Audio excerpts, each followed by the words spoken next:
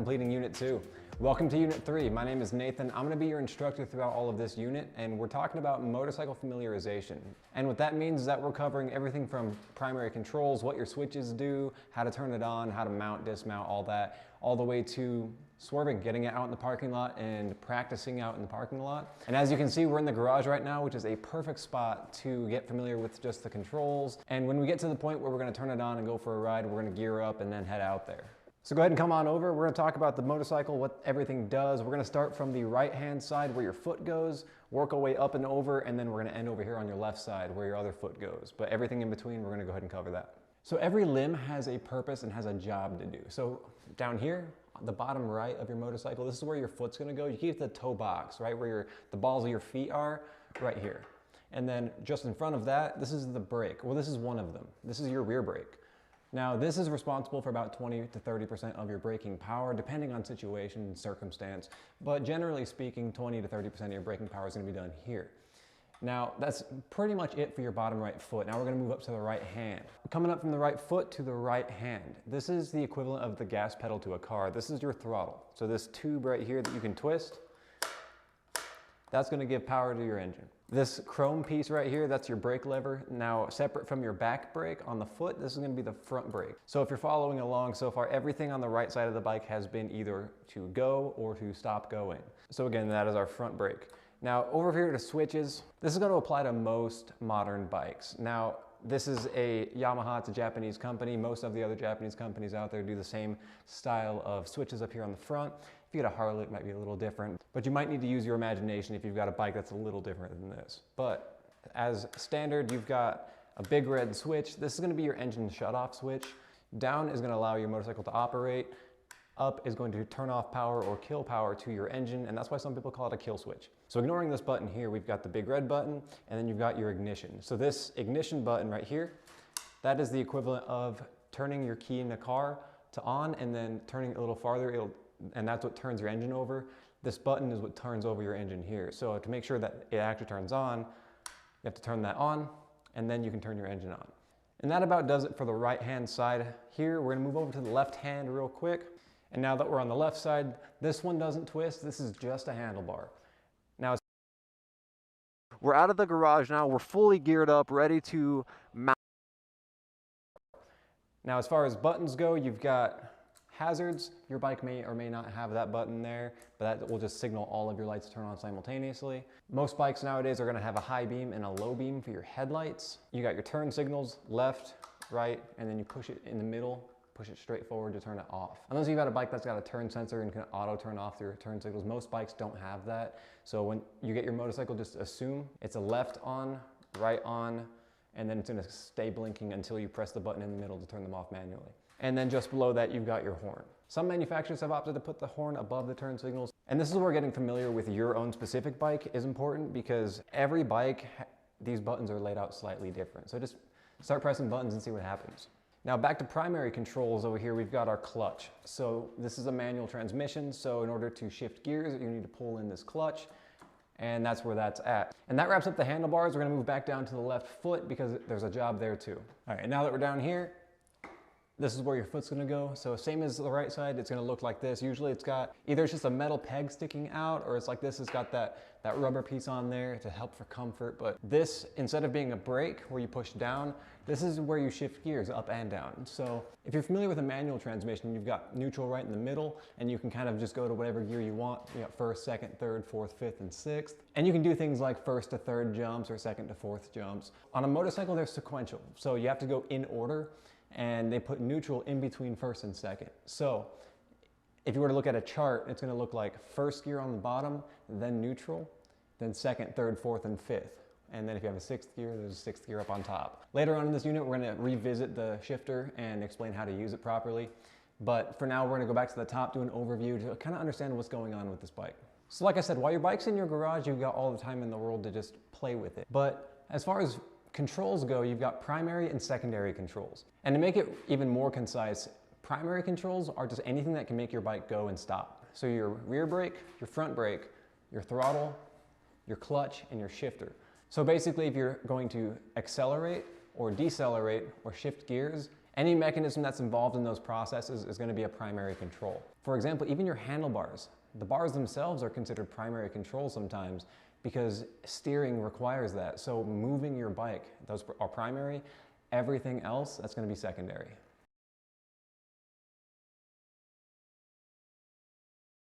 Mount the bike.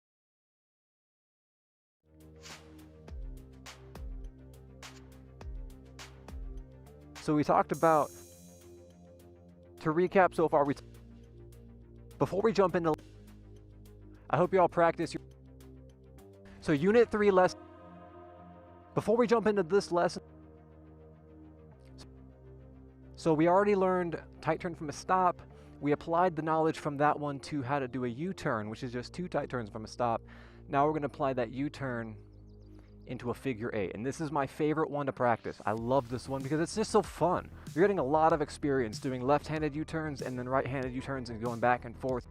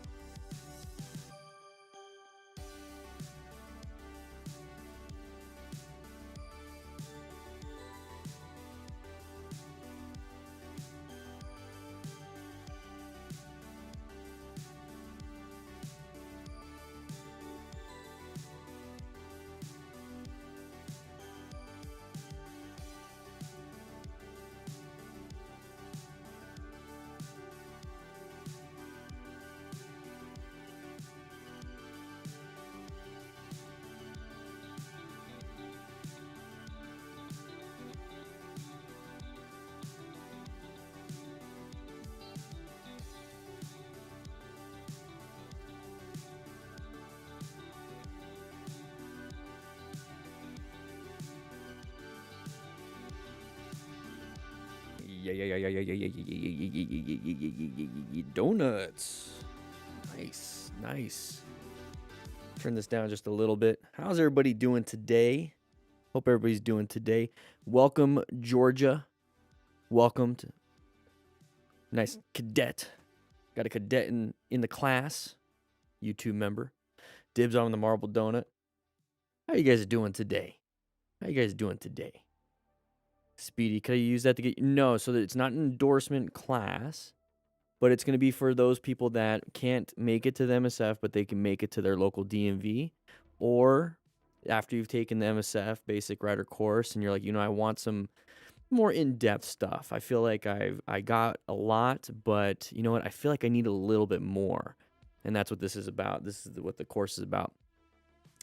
We also are having more like in-depth community aspect type training. But yeah, anyways, we got the intro to defensive road strategy. So we have the MTC awareness stages, the plan method, we have the gear. So we're talking specifically about the gear, and then Unit 3 just launched. These are all what you get. This is what you get. So yeah, I would love it if it could be an endorsement class. Who knows? I've already looked into accreditation and a few other things, and we're just going to get the course out first, and then we're going to be focusing on the accreditation possibly later. But I'm super excited about it. Nathan did a great job. He's our other instructor here at the MTC Rider Academy. Guys, and that's the thing, is if you guys keep signing up, we're going to keep getting more instructors. We're going to have more and more content. We're going to have more and more things that for the price of what it is. June 1st, it's going to go up a little bit to $120. So right now you can lock it in at $99 a year. But think of it as like union dues, kind of like an association, kind of like a riding group. It's less than $10 a month. At this point, even at $120, it's going to be $10 a month, and you're going to constantly get more. We have newsletters going out. We have more training going out. I'm working on something right now that is going to go for free to anybody that signs up to the newsletter, but it's also going to go for free to the MTC Rider Academy. So anything that anybody else gets, digital products or whatever, the MTC Rider Academy gets it also. It's exciting because I can actually treat the membership like it is. Like it's like a real membership. It's like every time we create something, you guys get it. That's what it is. And so I'm going to go ahead and Monday, there's going to be a new newsletter every Monday now. We're going to be hyper focused on making sure that you guys get some updates. And you guys are constantly getting updates, constantly getting new things, constantly getting things that you can share with your friends. And I'm excited. You know, I got the DGR this weekend on Sunday. I got fitted for the suit. I just got the suit. Not super stoked about the suit, so I have some other ideas and other things. Either way, I'm showing up and I'm going to look dapper as heck. DK with the 50. I just launched Super Chats. I put them back on because I feel like fundraising, we're good. We're solid. DK with the donation. Appreciate it. DK, you better be an Academy member with how much you've been donating, dude. I want you to get something. I want you to get the booklets. I want you to get everything. You know, with the membership, you get downloadables too. So the MTC library. This is going to constantly be updated when I create new stuff. But yeah, dude, you get all this stuff. This is like at least $50 worth of stuff. I hope you are, man. I hope you got that. You were gifted a mustache. Yeah, dude. Gosh, you guys went nuts last stream. I was kind of like under the weather, a little bit tired. Yeah, dude. Hey, trust. Like, so there's already like the old basic rider course. It does have the older version of the plan method, but it has the awareness stages, has everything that you're gonna need, and everything honestly that you're gonna need. But the BSR already has more than the basic rider course. Already has it. This is the basic rider course already. But better, more condensed, more anything that you need. It removed a lot of fluff. Unit 4 is going to be actual motorcycle riding scenarios, like in town and a few other things, kind of like what I used to do with raw DDFM. And then we're going to get into the rescue, and then we're going to get into the mentorship, and then we got a proficiency test at Unit 7. But yeah, dude, this is all you're going to, honestly, and then you get the Smart Rider drills also with it. You get the phone-friendly downloads for that one. I mean, we're constantly adding, and that's what I love about it, because you get every time we get a new member, it's like, yes, we can invest more time into this. Yes, we can keep doing this. Yes, we can keep going. Yes, we can. We got to a point where we have Nathan doing an instructor. This is Nathan right here. He's been here since the beginning. Look at it. He's filming me. He filmed the first stuff, and now he's in front of the camera. So I'm super excited about this. There's just so many things. I'm super happy about Unit 3 coming out. He did such an amazing job, and I just can't wait. I can't wait. More members we have, the more people we can approach and become at least guest instructors. Maybe do some mini courses here and there. But this is like the basic Smart Rider. Can't wait to do an advanced Smart Rider. I don't know. I'm super excited about it. How you doing? Is it Tyerson? Oh, Jesus, I'm kind of out of it today. Also, but yeah, DK, this would definitely help you out. I want to see if you had any advice for me going to the Rider Coach course. So the Rider Coach course, yeah, of course, dude. I got some. I took that. Are you doing the MSF one? Because that's the one I can speak about. I don't know if Total Control does that. Either way, the principles are the same, and that's part of the mentorship portion of the academy that we're going to be working on, the MSF. Oh, okay. So I'm assuming you're doing like the 6 or 7 day thing, something like that. So here's the thing. You're going to go in there. I don't know if what you're thinking, but when I went in, so we'll just start there. When I went in, I was thinking, oh, they're going to teach me basically like the advanced stuff, right? They're going to teach me the advanced writing skills so that when I go out there and teach the basic stuff, it's just easy. No, they don't. They barely even teach. They don't really teach you how to ride. It's kind of one of the prereqs to kind of get in is that you should know how to ride. And what they're doing is they're teaching you how to be a better teacher. So they're teaching you how to actively listen. They're teaching you how to modulate your speech for the audience that you have. They're teaching you the curriculum that they have and why they do it. They're focused on making sure that you actually can foster a learning environment for your students. So it's a teaching how to teach course, not necessarily a writer course. And that really jump-started, because I did it back in 2019, January 2019, and that really jump-started my idea of like, you know what? If this is it, then teaching and mentoring other motorcycle riders is kind of like because I learned so much from trying to teach. So yeah, you're going to go in there. You're going to learn the in-class stuff. You're going to learn gamification of stuff. You're going to learn how to speak in front of an audience. So you're going to have to, like, it's a peer type thing. So let's say there's 12 of you in there. So you're going to have to go up in front of the class and teach like a lesson, I think multiple times. You guys are all taking turns. And so then you're going to have to go out into the parking lot, and they're going to teach you how to set up a parking lot. They're going to teach you how the importance of moving on from lesson to lesson to lesson. They're just going to walk you through so much, but the main goal is that you're just there to learn how to teach, not how to ride, but how to teach their curriculum. So go in there not trying to like, oh, I know stuff. Become a beginner again, right? Become a beginner again. Absorb as much as you possibly can. It's a lot of information. Everyone there is in the same position as you. The instructors want you to succeed because they want to have more coaches, so they're going to work with you. They love having questions, at least where I was at. And here's the thing, though. The last 2 days, all of you, all the instructors, like 10 or 12, I don't know how many are going to be in yours, all of you guys are going to be teaching a class together. And it's usually 2 people per. So, like, you and somebody else will be partnered teaching one section of the class, and then the others will teach more, and then you guys are kind of like watching and learning each other. And I think when I did it, I taught 2 or 3 with a partner lessons, and we did the testing too. So you're going to have a buddy system throughout the whole thing. You actually have to teach real people towards the end. It's just a lot of fun. Just go in there understanding that, you know, even at the end when you're like brand new, you still know more than the people showing up to class. So just understand that the more you learn, the more that your confidence, just trust yourself that you know what you're trying to be teaching. And if you mess up, you mess up. It is what it is. You're gonna have a great time. Hopefully that answered anything. That's what I took out of it. I enjoyed it. Absolutely enjoyed it. It kind of changed a little bit of what I wanted to do. It showed me like that I really like teaching, and who knows? You might like it, you might not.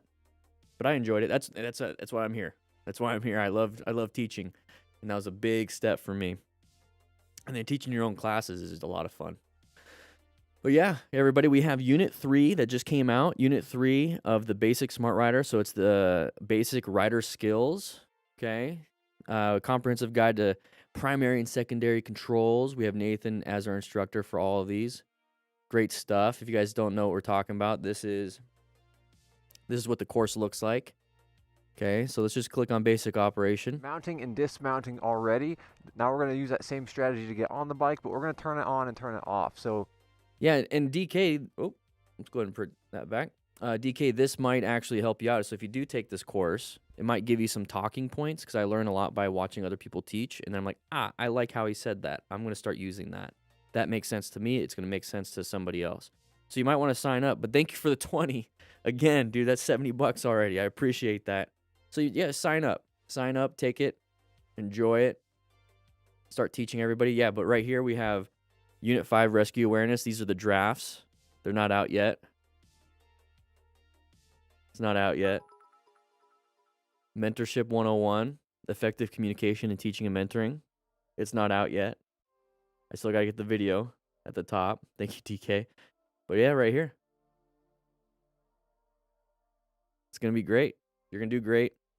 Make sure you guys sign up for the MTC Rider Academy. Hey, congrats on... That's Nathan, our other instructor. Sign up. Link is in the chat. But what we got here, we have some crashes and close calls once again. We got some crashes and close calls. This is our first one of the day. It's our first one of the day. But we're going to get into that one. We're going to hang out for a little bit. You guys know the drill. We're going to get to 100 likes before we really start. Let's get to 100 likes. Then I almost forgot that important step in class. Yeah, you got to hit that like button. Got to hit that like button, guys. 37 likes. There's 70 of us in here. None of you guys are getting credit. None of you guys.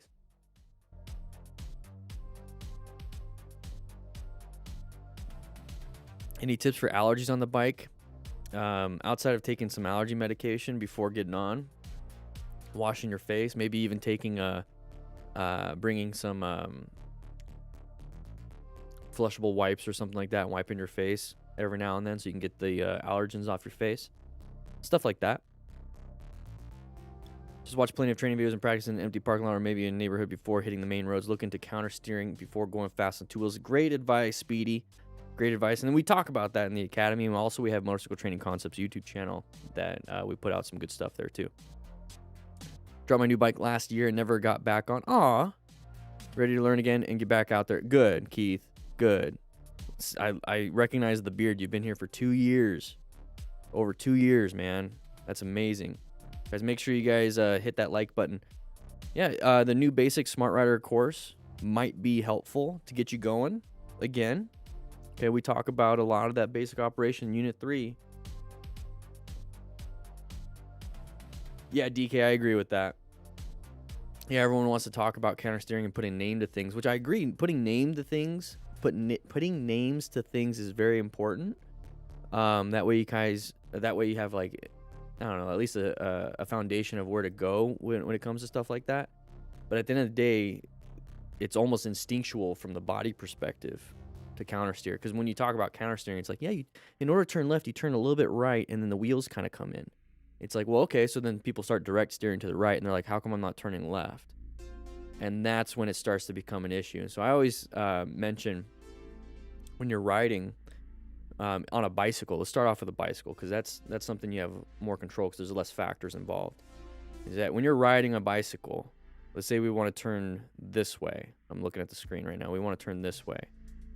Okay, what I do is with this hand is I just gently press forward. Gently press forward. And what that typically does, because when you press forward, it's like a direct steering to this way. But when you gently press it when you're going straight, it starts to turn in.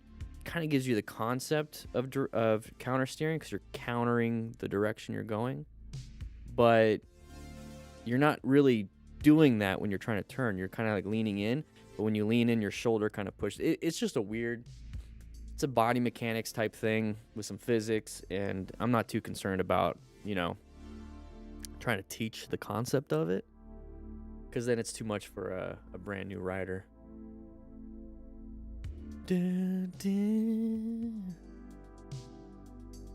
Keep up the good stuff, Dan. I've been sending this to my new riding buddies because it's great to learn good habits out the gate. Yeah. It's natural when at speed on a motorcycle. Yeah, like anything over 20. Like it just naturally happens when you want. Like when you look where you want to go, it almost naturally happens. On a bicycle, you almost can see when direct steering and counter steering kind of like diverge. But that's on a bicycle, and that's the cool thing. That's why I like training people on bicycles, which we might be. Bart, welcome, by the way. I just saw that. Bart, welcome to the YouTube membership. Appreciate it. Now you get a mustache. Might be getting into e-bikes.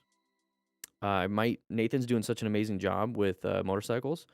I might branch into e-bikes and teach people, kids even, on e-bikes. I think it's a great thing because I want to get kids started off right, so then if they decide in the future they become motorcycle riders, they have the knowledge. But even then, the plan, method, and MTC awareness stages, they work great for driving. Planning specifically. Planning is great. I think it works for so many different things. It's based off the OODA loop. So, I mean, it works for a lot. Guys, 51 likes. Let's get to 100 likes. There's 80 of you in here. Let's go ahead and get in there. By the way, Unit 3, if you're just now joining, Unit 3 of the Basic Smart Rider course just launched. So if you don't know how to ride a motorcycle, we take you from the controls all the way down to mastering your braking.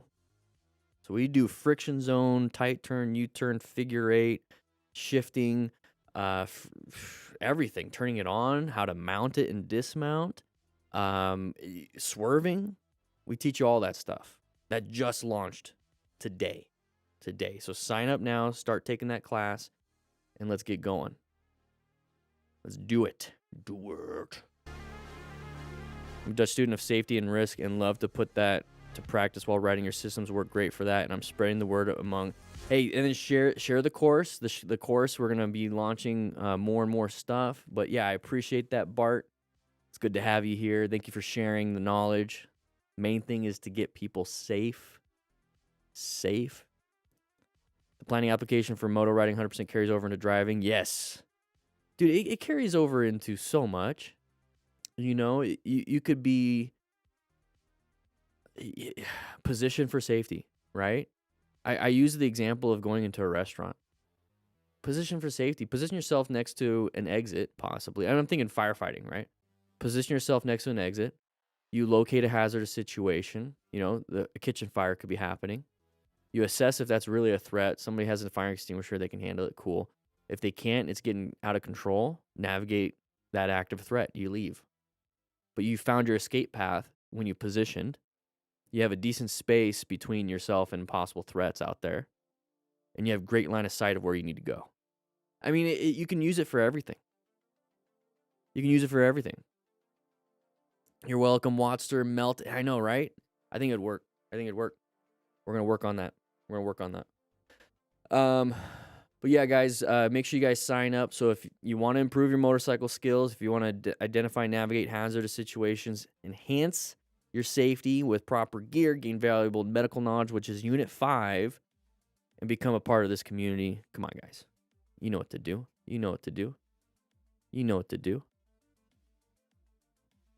You find it weird sometimes? Yeah, I still do it, though. Side of the vehicle is a big one. Guys, let's get 100 likes and we'll get started. We have this video today. We got a bunch of stuff. We'll be talking yellow stage during this one. Ooh, we got some crashes. Is that a rubber ducky? Man, what is up with these rubber duckies? I am out of it. Ooh, we're going to have something there in the Netherlands. And we got yellow stage. We're going to talk about yellow stage. This is Unit 1, Lesson, I think 3. Unit 1, Lesson 3. Yeah, guys, we're gonna get right into this. Make sure you hit that like button. Let's get to 100 likes. Get to 100 likes.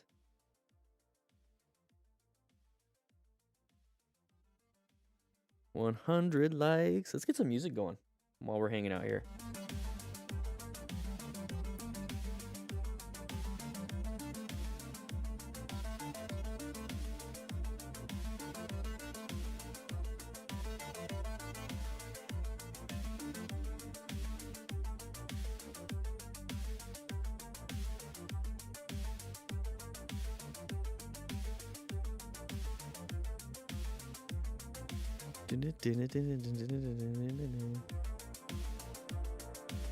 One sec, just answering a few questions.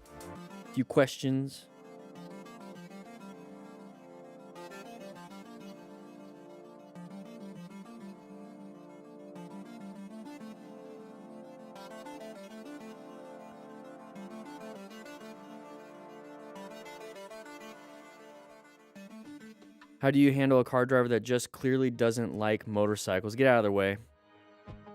You know, let them be in front.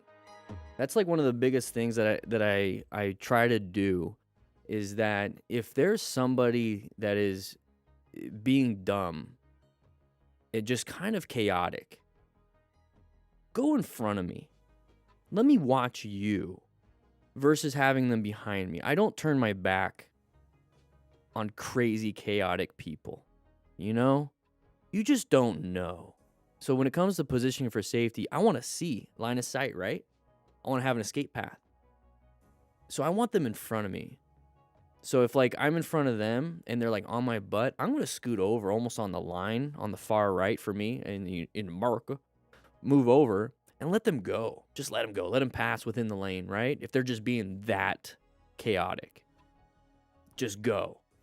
And then when they're in front of me, if they're still pissed, they can just haul booty, whatever.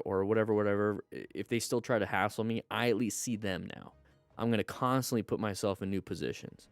I don't like crazy behind me. You know, I don't like that. That's how I handle that kind of stuff. And one thing that I've taken to heart when it comes to, guys, let's get to 100 likes and grab a donut before you leave. They're getting stale.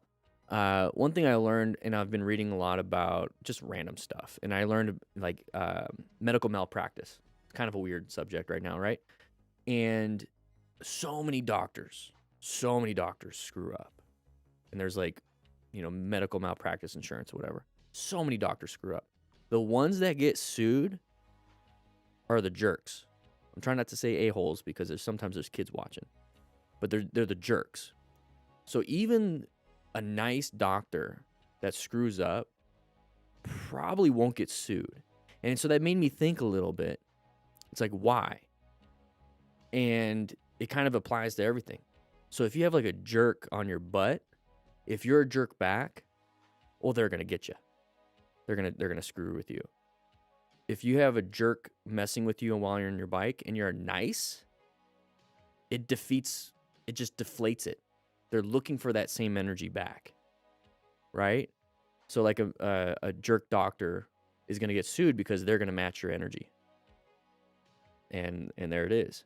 I don't know how any of that applies, but it just got me thinking a little bit. So I just let people be angry. I try my best not to match that energy. If anything, I want them to match mine, right? Because that gives you control of the situation. If people match your energy and your energy is positive, you can control the situation. But if you match their energy and you turn from positive to angry, they just controlled your energy. So, which is basically your behavior. Don't let them control your behavior. Whew. 74 likes. Come on, guys. 25 more. Fight fire with water. Yeah. It is like a firefighter thing, I guess, right? I was on a scooter once, minding my business, and a car was beefing with me on a scooter. Yeah, what the heck, Paul? That's a weird, like, why? Scooters are fun. Like, when I see people on scooters, I'm like, heck yeah, dude. I just saw a Honda Cub, Honda 125, just cruising. I'm like, heck yeah, man. Like, I want one of those. Look like a lot of fun. Let's see. Do you prefer boots with the extra leather tang on the left foot for the shifter? No, it doesn't really matter to me. If I have motorcycle boots, they get dirty because of the shifter. And it's almost like a rite of passage, when you're walking around town or when you're walking off the bike and you see that little black spot on your left foot on the top, everyone knows you're a motorcyclist. You know what I mean? The extra leather doesn't really protect anything. I have like regular boots that I put 20,000 miles on when I first started, and they're still holding up. So even with motorcycle boots, it's never been like I need to have that extra leather. I think it's just for looks, but I prefer, I don't know. If it has it, has it. It doesn't. I had someone brake check me, but I was already changing lanes, then got in front of them and they backed off. There you go. Perfect. Yeah, hit the like button. Do what Paul says and hit the like button. 86 likes. Let's get to 100. It's okay. You can yell. Hey, Dan, touch my camera through the fence. Mommy jeans. Mommy. Are you from your mom's house? Hey, Danny.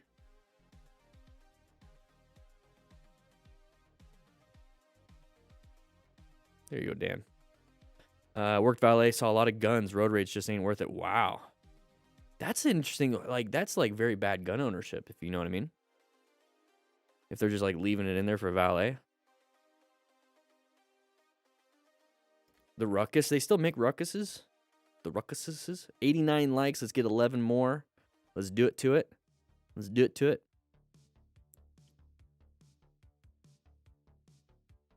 Yeah, you only hit it once. If you hit the like button twice, it cancels it. All right? Careful.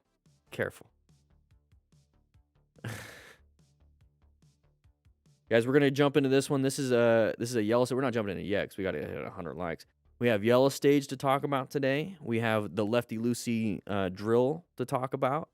I'm just gonna talk about it. I'm gonna tell you kind of what you should be focused on. We're gonna talk about assessing the severity of what did you guys slip into my drink? Assessing severity of injuries. There we go. That's part of rescue. Yeah, part of rescue. And then we're going to talk about navigation.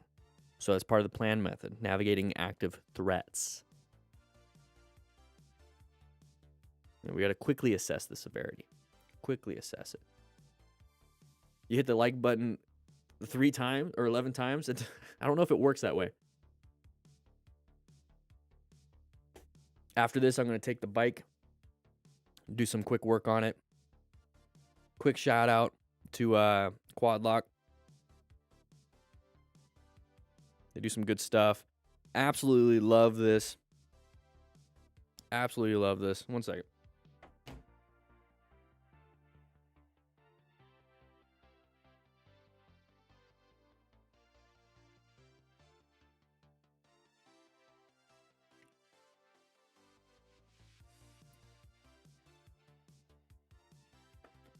Let's do this.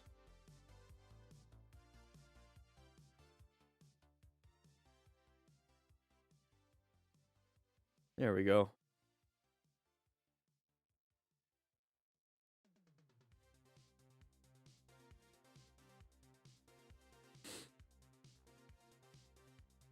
All right, everybody.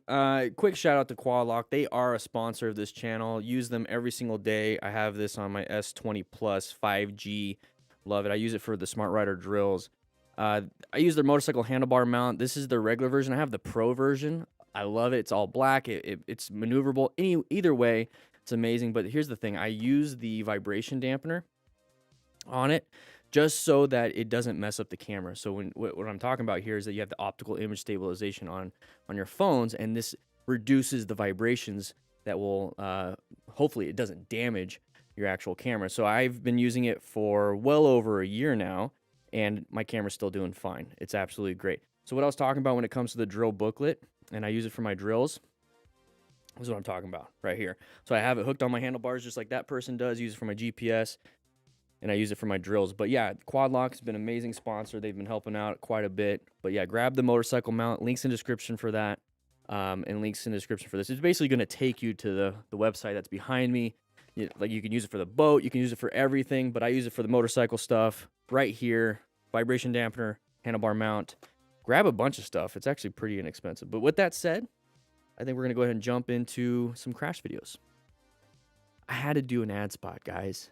I had to do an ad spot. I haven't done one, and I absolutely love it. I mean, look at this. Look at this. I haven't done an ad spot, so this is why I'm talking like this.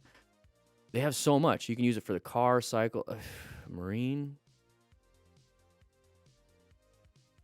I mean, they have a full system here, and they are a DGR sponsor.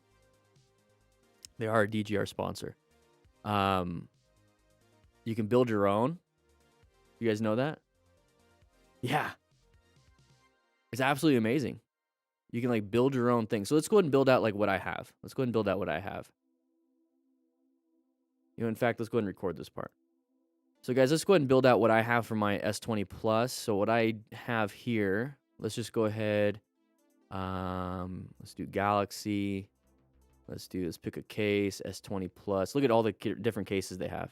And you can get the adapter if it doesn't have a case. So S20 Plus. S20 Plus, pick a mount. See, I have the Handlebar Mount Pro. So I'm going to show you what I have. Handlebar Pro. I don't use the weather resistant poncho. Basically, it's like a plastic cover that goes over the top. It works pretty good. Let's go ahead and hit this in the background. So I'm just going to hit no. But you know what? Fine. Let's just do it. Let's add the vibration dampener. See how easy this is? I do have the charging option, and they're going to be upset with me when I say this, but it charges slow. It's not a fast charger. So I just plug it in from the bottom. I don't know if that makes sense. Either way, I have a black. It comes with the Handlebar Pro. It's a black lever, but you can get a red, white, or blue with it. You can also get an adapter so it changes it a little bit, some spacers and whatnot. But okay, so vibration dampener, case, handlebar. Let's go ahead and look. It's 139. That's it. That's it. Let's see. Do they have, what's the shipping? What's the shipping? You get car stuff. Let's go ahead and check out. Let's make sure it doesn't show my stuff on there. Let's see. I don't know if it's DDFM.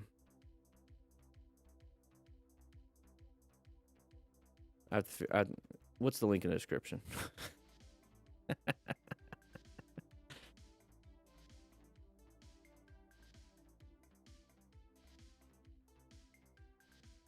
Where's the link in the description? I have it down here on a different screen. 1 second. You know, I think it might be when it checks out. All right. But yeah, $139.98. It's great stuff. Check it out. Link in the description.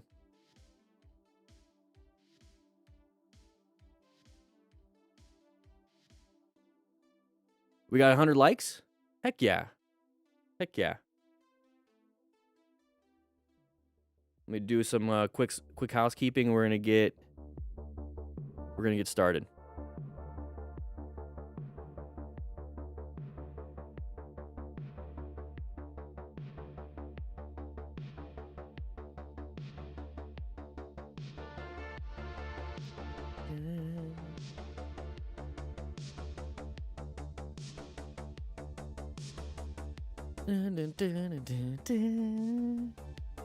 What's up, Ferritin?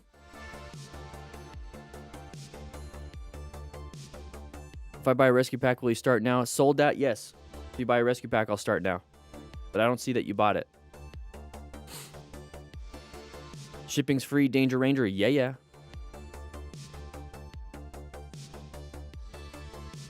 So the speed bumps, let's go ahead and go down a little bit. So did he do that? I love that name. Hey, Dan, hope you're well. Do you have any tips or videos of going over speed bump? So far, I've been avoiding them. They are much bigger than a 2x4 used in the MSF class. If you can avoid them, that's even great. Typically, I go through the little area where the water's supposed to go, because I can. But the speed bumps, treat it just like the 2x4. Just because it's bigger doesn't mean you can't treat it like it's 2x4. Get up to it and go up to it slowly, just like you're normal. And then before you going over it, just lift your butt up. Just lift your butt up and see how easy that is. And if you really want to, go ahead and blip the throttle. I don't blip the throttle anymore. I understand the physics of it. It's going to raise that front end. But I just lift my butt up and let the suspension handle it. Yeah. It should be pretty simple. Try it. Try it your first time. And you'll be like, oh, not a big deal. It's the exact same thing. It's the exact same thing. All right, guys, we got to get started on this one. We have 104 likes, and we're going to be talking about this. Once again, this is going to be yellow stage. You can see at the top, and it's a Cardo ad. Very nice, very nice. So let me go ahead and get my phone, or not my phone.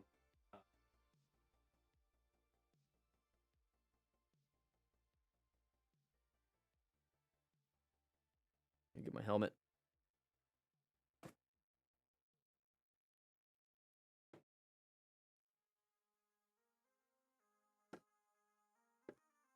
Got a Cardo stuff. We're ready to go.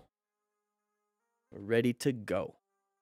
Guys, make sure you sign up for the MTC Rider Academy. Unit 3 just launched. Sign up. All right, here we go. 3, 2, 1. And yeah, here we go. So Edge of Entropy. Here we go. We got a Moto Madness video. Side of the vehicle. You guys saw that. He moved out of the way. Perfectly fine. We're going to move on. Toy Fan 2. What kind of... Ooh, we saw that one. We saw that one before. So biker in front.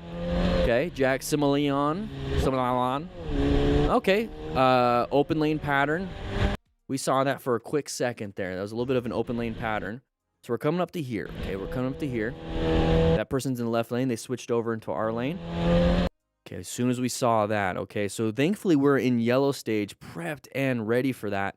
But then once we're in the turn, remember, we're going into orange stage. We're like, we're in a turn. It's a locating a hazardous situation because we're talking about planning our ride. It is a hazardous situation. Let's get this off the board. There we go. And so what we're doing here is that we found that escape path. So this rider right here, we're going to pretend we're not him because we are this person right here. And what we're going to be doing here is as soon as we see this dum-dum switching over, because there's an open lane pattern, right? Because that lane is open for that rider or for that driver. They decided to go. Not a big deal. What we started to do, you can even see it in what the angle of the bike looks like, is that he's actually finding his escape path. That's great. So you want to have that escape path because you're constantly scanning for those when you're positioned for safety. You're locating that hazardous situation, found it, assessing if it's a threat, found it. Now we got to navigate the active threat, found it, do it. And that's what we're doing here. And that's what the rider in front did a great job. But we recognize corners are dangerous. We recognize open lane patterns are dangerous. We assessed, we navigated, handled it. I see that you got the rescue pack. Yeah. Good job, good job. Okay, now we're just going a little crazy here. Not recommended. Not recommended. We're getting pissed about somebody sharing our lane, right? Look at this, we're sharing lanes. All right. You do you. You do you. Guys all over the place. You guys are all over the place. Oh, I don't like any of this. Nope. Nope. Nope. Nope. Don't like it. It's like, what are you doing?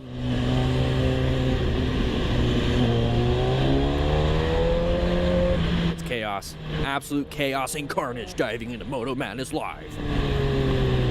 Yeah. Is this all we're gonna do? Hey. It's like, what do you think the problem is? Yeah, they're just acting like dum-dums. All right, let's move on. So what they were doing, do it here. Do it here. Jeez, this guy's going fast. I was on the back of Chris Paris's motorcycle at, oh, no. I didn't do that. But oh my gosh, the amount of forearm strength I needed to do to hold on, it was like doing a push-up consistently the whole time on the back of that motorcycle. I don't know how fast we were going, but we were hauling it. I had a massive adrenaline dump during the whole process, and then after I got back, I wanted to fall asleep. Like, that's when I knew I had a massive adrenaline dump. So here, this is where you practice it, because if you do crash, you have a full suit, you have EMS on standby. It looks like it's an event, so there's EMS on standby, and you have a huge runoff. So we just slid off, we're off the road, and there's the gravel, and we have a runway. Left turner got you, Adam. Oh, no. Ghost 314, here we go. Yamaha R3 USA, here we go. What do we have? What do we have? What do we have? What do we have? Okay. Not recommended, but if you want to be a little cray-cray, let's go ahead and do that. Why did I say cray-cray? Who uses that anymore? No. No? It's embarrassing? Okay. All right, Risk Canyon. SV650. Who has an SV650 with a rubber ducky? Write in the comments. Oh, what do you think happened? This is why we wear full gear. This is why we wear full gear, just in case something like that happens. But why did we crash? There's like a little jump cut. Look at this. Why is there a jump cut? And what was that little jostle right there? So we're coming through here. We're keeping up with our buddies. We're talking on our Cardo Pack Talk edges, right? We're talking on our Cardo Pack Talk edge. We have a turn way up there, and all of a sudden we're here. And then we're going wide. What is one of the biggest reasons why, because we're in orange stage, right? It's locating hazard situations at corners. What is one of the biggest reasons why we crash in a corner? Write it in the comments. What's one of the biggest reasons why? Write it in the comments. One of the factors, right? Let's watch. So what we're having here, watch the jostling of the handlebars. What causes that jostling? What causes this next part right here? Right there. What causes that? Write in the comments too. I see speed, too much speed. Speed. Why did that bike maneuver like that towards the end? Loss of traction. He had a loss of traction. That rear tire or front tire, whatever it was, lost traction. Whether it was because he applied too much brake pressure, trying to slow down and stop, and it just locked up, or he was trying to turn and it just slid out from underneath him. Yep. Too much brake. Should have just went through the turn, went too fast in the first part. This is why we do slow look, press, and roll. That's why we do slow look, press, and roll. Too hard on the braking. Trying to stop though, right? He's got some strength there. Seat got a little damaged, unless it's always been like that. This is why we rescue each other. Oh. So we're going to be talking about quickly assessing severity towards the end of this live stream. Sweet. All right, trust me on the steering dampeners, guys. Okay, he doesn't have one. But we're going pretty fast. This is highly reckless. I do not recommend this. He's going to hit a bump, watch. If he's talking about steering dampeners, he's going to have speed wobbles. He's going to hit a bump. Oh, no, Mac, don't do this. Where's the bump? Where's the bump? Where's the bump? There, we hit something. There's the speed wobbles. He's so lucky if he doesn't crash. So lucky. Check your pants after that. Got a little bit of a brown stage. A little bit of brown stage. Oof. Scooter. Hey, Scooter. Scooter Club. All right, intersection, orange stage, prepped and ready for something. There it is, applying the brakes, letting that vehicle in. They didn't see us for some reason. We're on a high-vis red vehicle. I was in the lane, buddy. You don't go in a lane where there's a motorcycle. You don't do that. So that was a bad position for safety. Look at that. You know what I mean? Just be off to the side. Be a little bit closer to the guy you're yelling at. In the lane, buddy. You don't go in a lane where there's a motorcycle. Go ahead and speak if you want. Go right ahead. Oh, this is... Guy revved so hard his bike caught fire. Okay. Stop your bike. If you're looking down because there's some problems, just stop it. Stop the bike. You're on fire, bro. Highly chaotic. This is not something I want to be a part of. It's very difficult to plan your ride during something like this because it's very hard to have a position for safety and you're constantly in a hazardous situation. So when you're in a ride like this, you're constantly in orange stage. Constantly. And I don't like that paranoia. I want to relax in yellow stage, which we talk about during the MTC Rider Academy Basic Smart Rider. Unit 3 just went out, the basic rider skills, motorcycle familiarization. This guy just crashed. Motorcycle familiarization all the way to swerving and braking. Everything you need to know. We're going to talk about in yellow stage pretty soon because that's pretty important. But let's go and go over here. So right here, biker looked away at same moment. A dog jumped out in front of his riding buddies. Okay, let's take a look. Looked away. Now we looked up. So that right there is a very brief moment of white stage. We are zoned out for a little bit because we're zoned out on the things that are important. The thing that's important is what's in front of us, not necessarily what's down. And this is where you use your peripheral vision, everybody. Use your peripheral vision. You're right now looking at me. Look at me. Look at me. Is this a little bit blurry? What about this? Look straight at my eyeballs. Look at my eyeballs. Is this becoming a little bit blurry? Now, keep staring at me right here. A little bit blurry, in focus. A little bit blurry, in focus. That's the thing. So use your peripheral vision. What's down here, your dash? You can kind of see what's going on. You see a light? Look down real quick. See a light? Look down real quick. Don't worry about too much. I look pretty... Okay, it's just the lighting. It's backing off. Anyways. Use your peripheral vision to see other things and let it grab your attention real quick, but keep looking forward. You're traveling, moving forward. I'm your captain now. Danny. All right, we got Yellow Stage, sponsored by Cardo. Use code DDTF. This is a lesson, Yellow Stage. Grab yourself a Pack Talk Edge. That's what we use. But Yellow Stage is a stage of awareness. Okay, so we have white, yellow, orange, red, and brown. These are just like mentality, some framework for when you're out riding. Yellow stage is what you want to be in about 80 to 90% of the time. You're going to switch into orange stage. Hopefully you never have to go into red stage, but more than likely you will. Hopefully you're never going to white or brown stage. But yellow stage is a pattern of, or is a framework of being zoned in. You know in what's happening. You're looking for hazards. You're looking for hazardous situations. You see an intersection come up, switch to orange stage, exit the intersection, switch back to yellow stage. Yellow stage, you're just kind of enjoying yourself, really enjoying yourself, just like looking around, scanning for things. Nothing's happening, Oh, something's there. Nothing's happening, Oh, something's there. So get yourself used to being in yellow stage, but thank you, Cardo, for DDTF, code DDTF. Let's move right back in. If you guys don't know what that was a lesson from the MTC Rider Academy Unit 1. Unit 3 just came out, basic rider skills. Basically basic operation of a motorcycle, how to get on, turn it on, tight turn, U-turn, figure eight, friction zone, braking, swerving. So much stuff, shifting, so much stuff just launched right now for the Academy members. So if you are a member, get in there and take unit 3. All right, here we go. Indiana. Space cushions. Whoa! Oh. He's on. He's rebooting. He's rebooting. Don't move. He's rebooting. Don't move. Yeah, he You alright? Alright. he got his bell rung hard. No idea what just happened. Don't move. Let's watch You real need quick. an ambulance? Yes. Are you sure? No. He doesn't know what happened. That's a brain injury.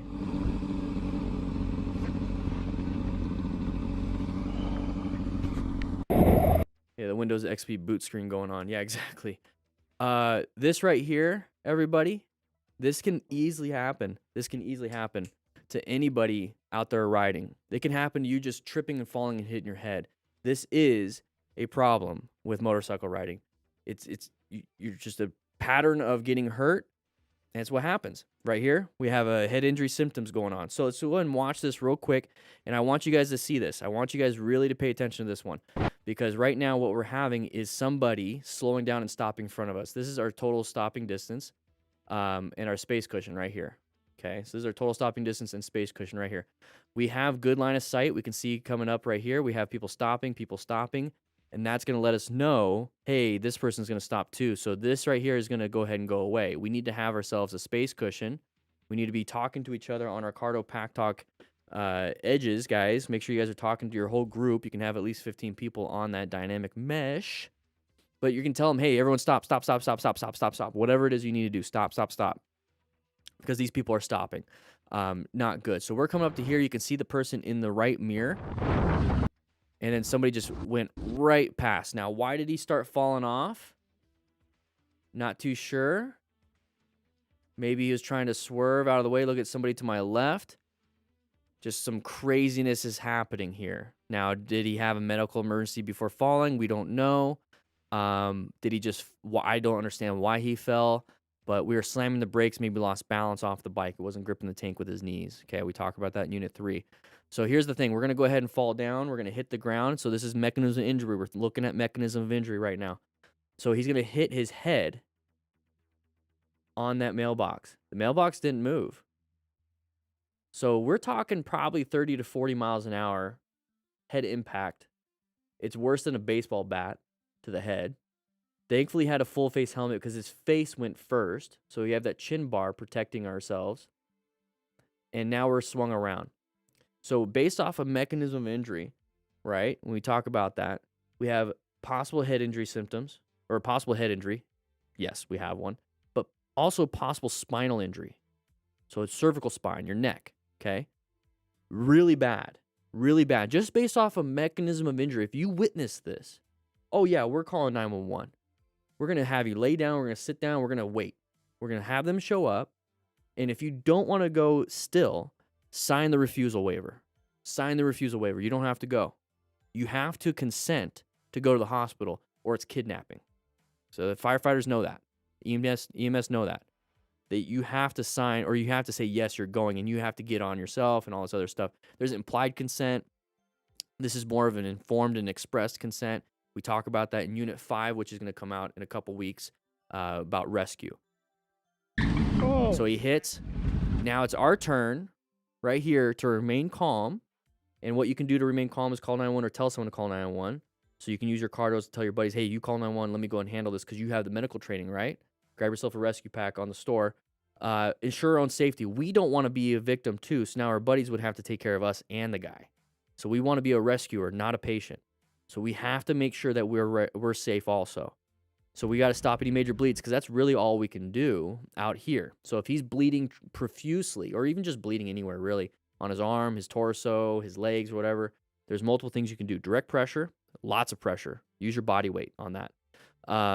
You can use a tourniquet on the limbs and packing the wound in junctional sites. So junctional sites would be like right here, maybe like in the pelvis area, but you're going to have to apply some pressure after you pack the wound full of 4x4s and roll gauze if you have that. So right now, take a look at this. Take a look at what his body looks like. He's not moving. He's unconscious right now. It's rebooting. His brain is rebooting. His brain just got sloshed around, hit the inside of his skull, bounced around, maybe some bruising. Who knows? It could be a subarachnoid bleed. It could be just, just rebooting. Maybe it's not bleeding at all. Could have possibly a skull fracture, but hopefully his helmet saved him so he doesn't have that skull fracture. He would have a skull fracture easily with no helmet. Easily. He wouldn't even have a face if he didn't have that full face helmet. We talk about that unit 2 of the basic smart rider. So let's take a look right there. Let's watch him for laid down and all of a sudden rebooted, right? Watch it. He's still. He's absolutely still. There he is. He was unconscious and he rebooted his body. That's a traumatic brain injury. A concussion is a traumatic brain injury. This is very serious. It's very serious. You call 911. If this is just somebody you care about, call 911. You don't know if there's a bleed. You don't know. He needs to get a CT scan. Don't move. Listen to him. Don't. See the disorientation? He lost balance, right? So when we look at this disorientation, he's probably a little bit nauseous. Maybe he's going to vomit a little bit. Who knows? That sometimes doesn't happen. He might see 3 of you. He lost his balance, and he might start having a headache. And if he loses any sensations, we're talking cervical spine easily here. So right now he has head injury symptoms. What do we do for head injury symptoms? We talk about this all the time in our rescue stuff. You get a rescue booklet with the rescue, with the trauma kit that we have, the rescue pack. It has everything you need. But here, stop any external bleeding if you can. Lay him down on his back and monitor any changes and keep him warm. We have Mylar blankets in our rescue packs. Move. You all right? So you see how he's looking around? That's just not normal. You guys, you feel it, right? He's just like, he's looking around trying to figure things out. All right. I have no idea what just happened. Yeah, his brain rebooted. This is now where it's like, okay, you just told me we're gonna lay you down. I'm gonna keep you comfortable. We're gonna hang out. I'm gonna talk to you. If he starts repeating the same thing over and over again, we definitely need to go to the hospital. Not good. He lost his face shield because it flew off. Move. If he didn't have that chin bar, his face would have went with it. Do you need an ambulance? Are you? So that right there is like, I don't know what's going on. I'm just gonna get comfortable. This feels good. Sitting back, tripoding it a little bit. Sure. No, sit down, buddy. So this is a very bad accident, but you see how it all starts right here. People stopped, multiple people not paying attention. Oh. This is why we need to be in yellow stage and then move into orange stage when we see that we're getting closer and closer and closer. We need to apply good progressive braking. And if we can't stop in time because our total stopping distance is absolutely terrible, we need to do what this guy did and find an escape. Don't move. What just happened? Are you sure? Oof. Yeah, John the bike man trying to open the visor that's not there. Hit and run, not today. So a good little swerve right there, moving over. Whoa. Oh, that person just pulled out. It was a left turner. The motorcyclist hit that left turner, and they decided to take off. Your concern should be the rider. I don't care about the illegal part. Take care of the rider. That person's injured. Now, if they're getting up and walking around, sure. Do what you want to do. I'm not going to stop you. But my concern is human life, not penalties and fines. I care about the guy on the ground. Because look at the hazards that you're putting yourself in. Look at the hazards you're putting yourself in. Você é louco, mano? Is that a cop? Ô, meu bom, volta lá, mano. Volta lá, volta lá. Yeah, because you could easily just get shanked right now. Vamos lá. So you're putting yourself in a hazardous situation when you could just take care of somebody that... Imagine if that person died because you didn't provide assistance. Yes, there's a lot of other people, but they could just have that bystander effect where they're just... I don't know what to do. Oh! Damn! Damn, that sucks. Yeah, let him just get up. So we talk about this in, we're definitely gonna talk about this when we're talking about riding in a neighborhood in Unit 4. Right here, I say it all the time, finally got caught on camera. If you see a ball rolling into the middle of the road, there's gonna be kids chasing it. Now, it just so happened that he ran it over. Okay, so your goal is to dodge the ball, but understand that there's probably a kid chasing it. So a ball got ran out. Look at the kid. Look at the kid. Right here, trying to run out to get it. So here's the ball. It's coming out. Our goal is to try to dodge it, but understand that there's going to be a kid chasing it. And that happens in neighborhoods all the time. So if you're practicing in a neighborhood and you see a ball roll out in the middle of the road, anticipate a kid's going to try to go after it and not pay attention, not look for you, whatever. This is why when you're practicing in a neighborhood, you're going 20 to 25 miles an hour. And at that speed, you should be able to do some really good progressive braking. But if we're riding around, we're in yellow stage in a neighborhood. All of a sudden, you see a ball roll out, we're going to go into orange stage. And we're going to be like, what's going on here? And the moment a little kid decides to keep going, we're going to have to go into red stage and do some really good progressive braking or a swerve. Part of that is planning a ride, okay? Locating it, assessing and navigating it, okay? But yeah, it sucks that we hit the ball. Let's go ahead and get that off the screen. You got to swerve at that point.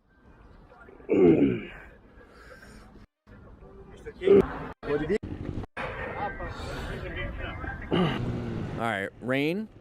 It's a hazardous situation because we got everybody acting like crazy. What the heck? You got to stop, buddy. You got to stop. You got to stop. Guys, make sure you hit that like button. You know. Sign up for the MTC Rider Academy. Unit 3 just launched. You got it, yeah? Yeah, I'm okay. You okay? Thanks. I don't know. Unit 3 just launched. Danny Busset, Honda CBR 1000 RR, going on pretty fast. We hit a bump, got some speed wobbles. We saw this. He hangs off for a little bit, right? There it is, and then he falls. And let go. There we are. Ugh, scary. Very scary situation. You don't know if you're going to get run over. Do you think a steering dampener could prevent this all too common scene? Moto Madness? Yeah, I think a steering dampener, to answer that question, I think it would. I think not going 162 miles an hour could also solve it. One of them doesn't cost money.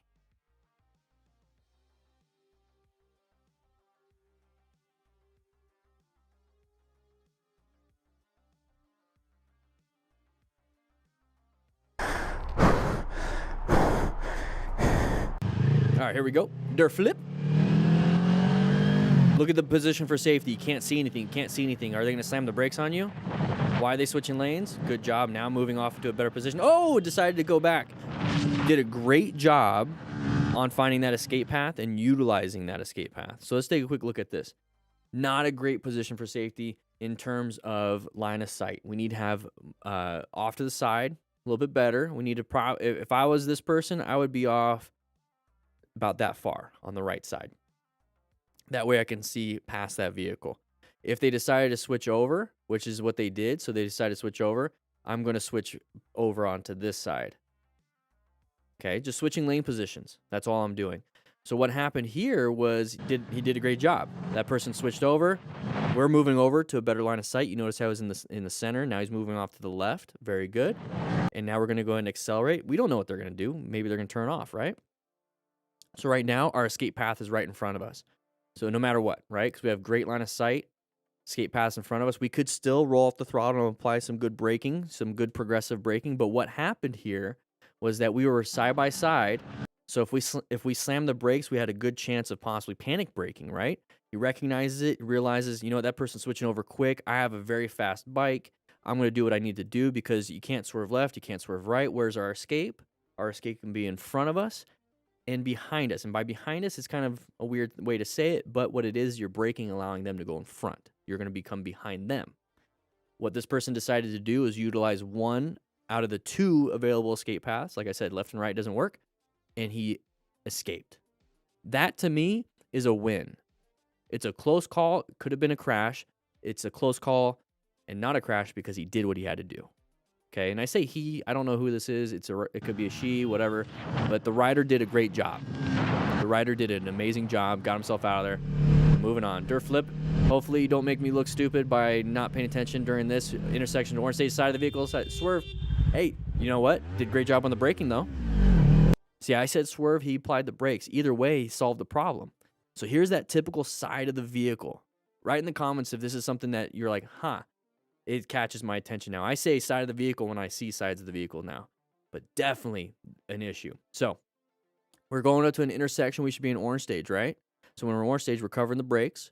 We're finding escape paths. We're actively a little bit paranoid about things because you don't know what's going to pop out. And what happened here is this person popped out. And what we're going to do is apply the brakes. You hear the engine RPMs go down. So he rolled off the throttle and squeezed the front brake. But you can't swerve anywhere, right? This is the terrible thing. Are we going to be able to stop in time? I don't know. But if we're not going super fast, we're going 32 kilometers per hour. That's not super fast. We could probably stop in time with really good progressive braking. Once we get that weight on the front tire, we can squeeze more and more and more. More. Easily. And see, we didn't have to stop. We just had to slow down enough to allow the vehicle to go. And now we can accelerate. See, look, he looks left. He's within the line that truck or that car was going. We just have to slow down enough. We don't have to stop. And that's where a lot of people get in trouble because a lot of people are like, I have to stop. So they slam that brake. No, you just have to slow down enough to allow them to go. And if they stop in front of you, then you bought yourself some time to swerve. Or you squeeze even harder at that point. And then you know what? If you do panic brake, it's better than slamming into it. You might have just dumped it, but now you're kind of going into it just barely. It just sucks, though. It's a terrible situation. They really wanted that parking spot. Great job. Real quick, dirt flip, smart rider. Did a great job.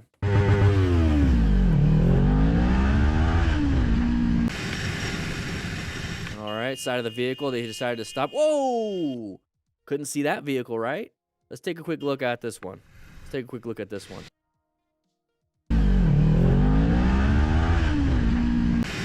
So right here, we have side of the vehicle already in front of us. He has his hands on the brakes. We're in orange stage. We're prepped and ready. Okay, I'm going to wait for that orange stage to go away. And we're moving in. Now, why are they going slow? Let's take a quick look. We have pedestrians in the roadway. We can't see that other vehicle that was just there, right? Let's take a look. See that little schmeat car right up front? Little smart car. This little guy. Can't see him in a few seconds. But he's there. And the reason why they couldn't move is because of the pedestrians. So intersections, there's just so many different things. We even have a bike crossing right here. So intersections, orange stage, we need to be prepped for pedestrians, vehicles, road surface hazards. And so you see how there's so many different things. So when it comes to that, we're locating hazardous situations. Let's just default intersections as a hazardous situation. So we need to look for hazardous situations. We need to look for intersections, corners, all those things. And we need to assess if they are relevant threats. We have somebody in our path of travel. Relevant threat. Let's go and roll off the throttle and apply some brakes. Let's just go ahead and do that right now. Can't see the other vehicle though, right? So we're just like, we're just gonna go left of the vehicle, accelerate, get ourselves out of here. Not a good idea because we can't see what's on the other side. So if we accelerated, we would have hit this little car. Now we have a small little gap. Thankfully, it opened up. Yeah, you got a double side of the vehicle on that one. All right, watch out for open lane pattern. The guy's going to switch in your lane, right? Nope, good. Back to you. So that's a good little thing right here. Okay, let's go back just even further. I'm going to show you in real time almost. So yellow stage. We're in yellow stage. We're doing great. Open lane pattern. Orange stage. And by open lane pattern, this is what I'm talking about right here. We have this vehicle stuck behind this vehicle. We have an open lane right here. This vehicle can switch over easily. So I went into orange stage. Now we're past the hazards, right? Going into yellow stage. So we switch from yellow, orange to yellow. Now what's going to happen next? Let's see what happens. Side of the vehicle. We're going to go into orange stage. Okay, side of the vehicle is right in front of us. We're filming with a potato. It's perfectly fine. But yeah, we have a side of the vehicle right there. Don't know what's going to happen with that one. I went back into orange stage. That means I'm prepped and ready, looking for escape paths, looking for everything like that. Switched over. Okay, now we're back into yellow stage. That's how quick it is. You see it go into orange stage, you pass it, go back into yellow stage. Don't keep your mind on that person behind you, because if you do that, you can't see what's in front of you. Let it go immediately. Because right there, we have an intersection coming up. Back into orange stage. Intersection, orange stage. Side of the vehicle, orange stage, orange stage. Still orange stage, still orange stage, still orange stage. Look forward. Now we're yellow stage. Scooter Chronicles, here we go. Intersection, orange stage. Is this Florida? Ooh, switched out. Either get yourself out of that spot or, yeah, just straight up get yourself out of that spot. Either accelerate or brake. Ooh. Don't like the position. That person wasn't paying attention until the last second, and they had to swerve out of the way. Sometimes they don't even swerve, they just hit you.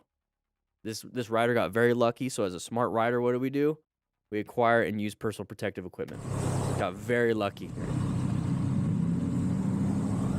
Thankfully, they did swerve, though, right? Hack GPP, intersection. It's a merging area, orange stage. We need to be prepped for this. Watch out for the merges. Good job swerving out of the way. Thank you guys for signing up for the MTC Rider Academy. Please, please sign up. I'll see you guys there. There it is. Nice little outro, right? Pretty loud. Whew. MKHB, what are you doing?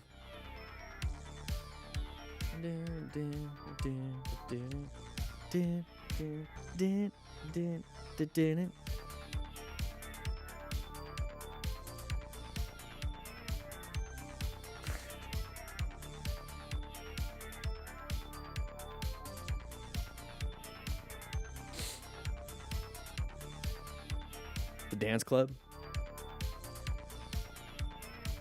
We got another video, guys. We got at least 3 more videos. But Unit 3 just launched. Unit 3, the basic rider skills of the basic smart rider. Look at all these. 13 videos. So originally we had 9, we had 13. We just doubled the amount of content for the course just now. Sign up. You not only get this course, you get the original course, you get the Smart Rider drills, and you get all the downloadables that we have. Whew. And if you sign up during the live stream, you get a shout out. Sign up, you get a nice little shout out.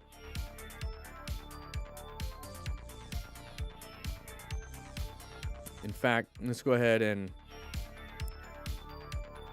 So last lesson we talked about all the little switches, the primary controls, the secondary controls, what they do. I'll let that play while I'm trying to get the rest of the stuff going. Every limb has a function and a job to do, right? So we learned that. Now we're going to learn how to mount it. And this is where, again, the bike's 400 to 500 pounds, and it's heavy. And if you lose balance, if you fall over, you want to be protected. If the bike lands on you, you want some boots so you don't get crushed. And if it falls over and you hit your head, you're going to want a helmet and all that. So I'm ready to rock and roll, right? The first step to mounting your bike is identifying where your kickstand's at. So most bikes, I'm going to say all bikes, the kickstand's going to be here on the left.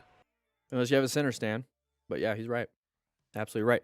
So we're talking about how to mount. So if you don't even know how to mount your motorcycle appropriately, there's this. Because you can mount it from the right side, which he's going to talk about. You have to kind of like leap over it. But if you mount it on the left side, you can apply the brakes. You can swing your leg over.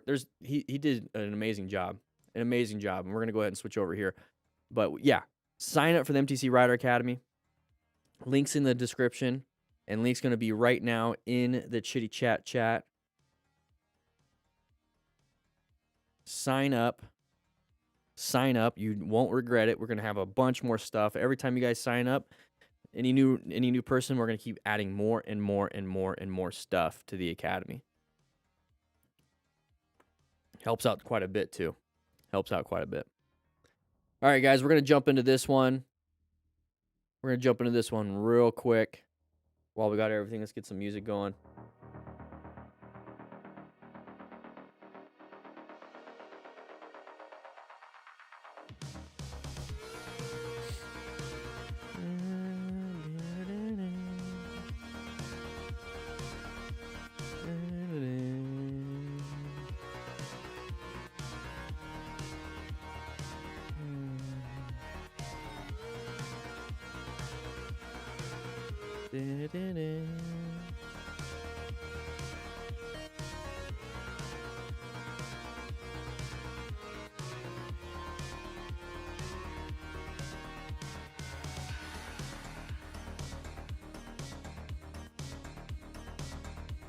Jeez, Daniel, where'd you learn to dance? How you doing, Stegley? Steckley?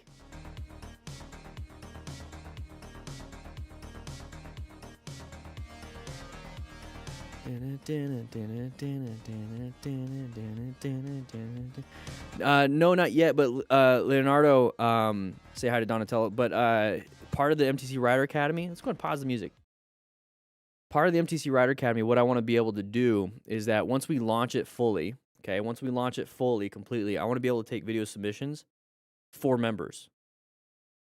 And what I'm going to be doing, it's not just for crashes, but what I want to do is set it up to where you send me a 10-minute riding clip of you like going to work or you going through the mountains, and what I'm going to do is tell you at certain points what happens and why it happens, or what you did right and what you did, you know, what we can improve on, and basically just do a review of your ride.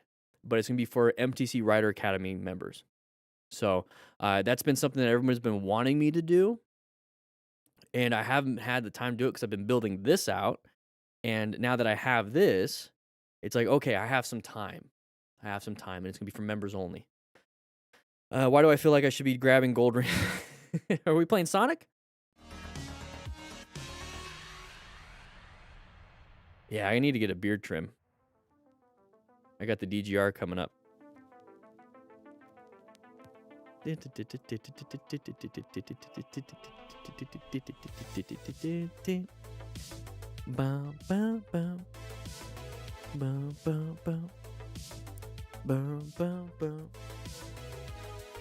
guess I don't need to, right?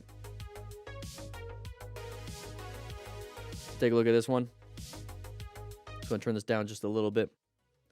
Let's go ahead and jump into here. Go ahead and jump into here. All right, here we go. 3, 2, 1. All right, everybody, let's go ahead and jump into this next Moto Madness video. But once again, the basic Smart Rider course, the Unit 3 just launched. Let's go ahead and just watch this, though. MT09 KD Ninja H2. Ooh, oh! Good job with the braking. Great job with the braking. Yeah, look at that. They had a red light. We didn't. We had a green light. You could see it right there. Intersections, though, were orange stage. That's Unit 1 of the basic Smart Rider course.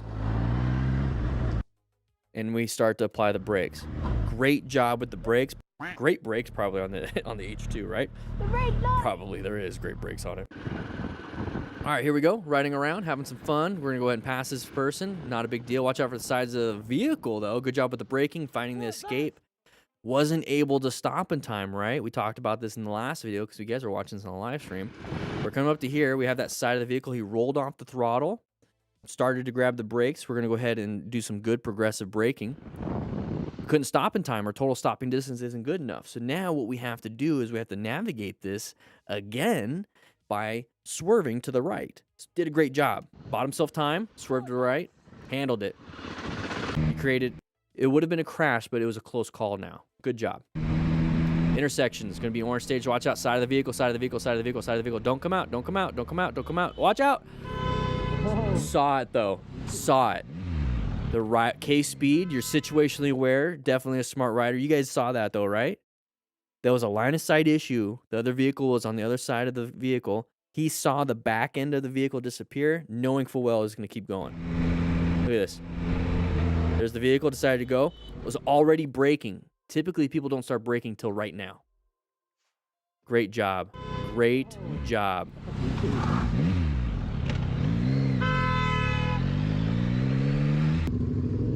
Mile High Moto. Good job with your U-turn. We talked about that in Unit 3 that just launched on how to do that. Watch out, watch out, watch out, watch out, watch out. Side of the vehicle, or not side of the vehicle. Pedestrians are going to be causing problems here. There it is.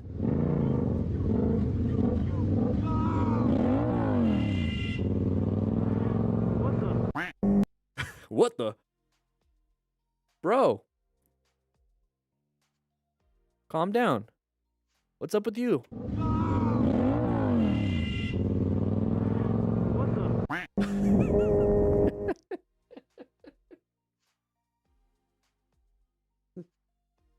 What?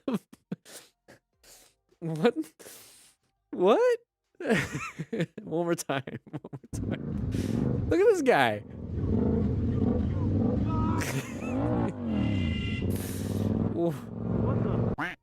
That last what the got me. All right, so we're back in orange stage.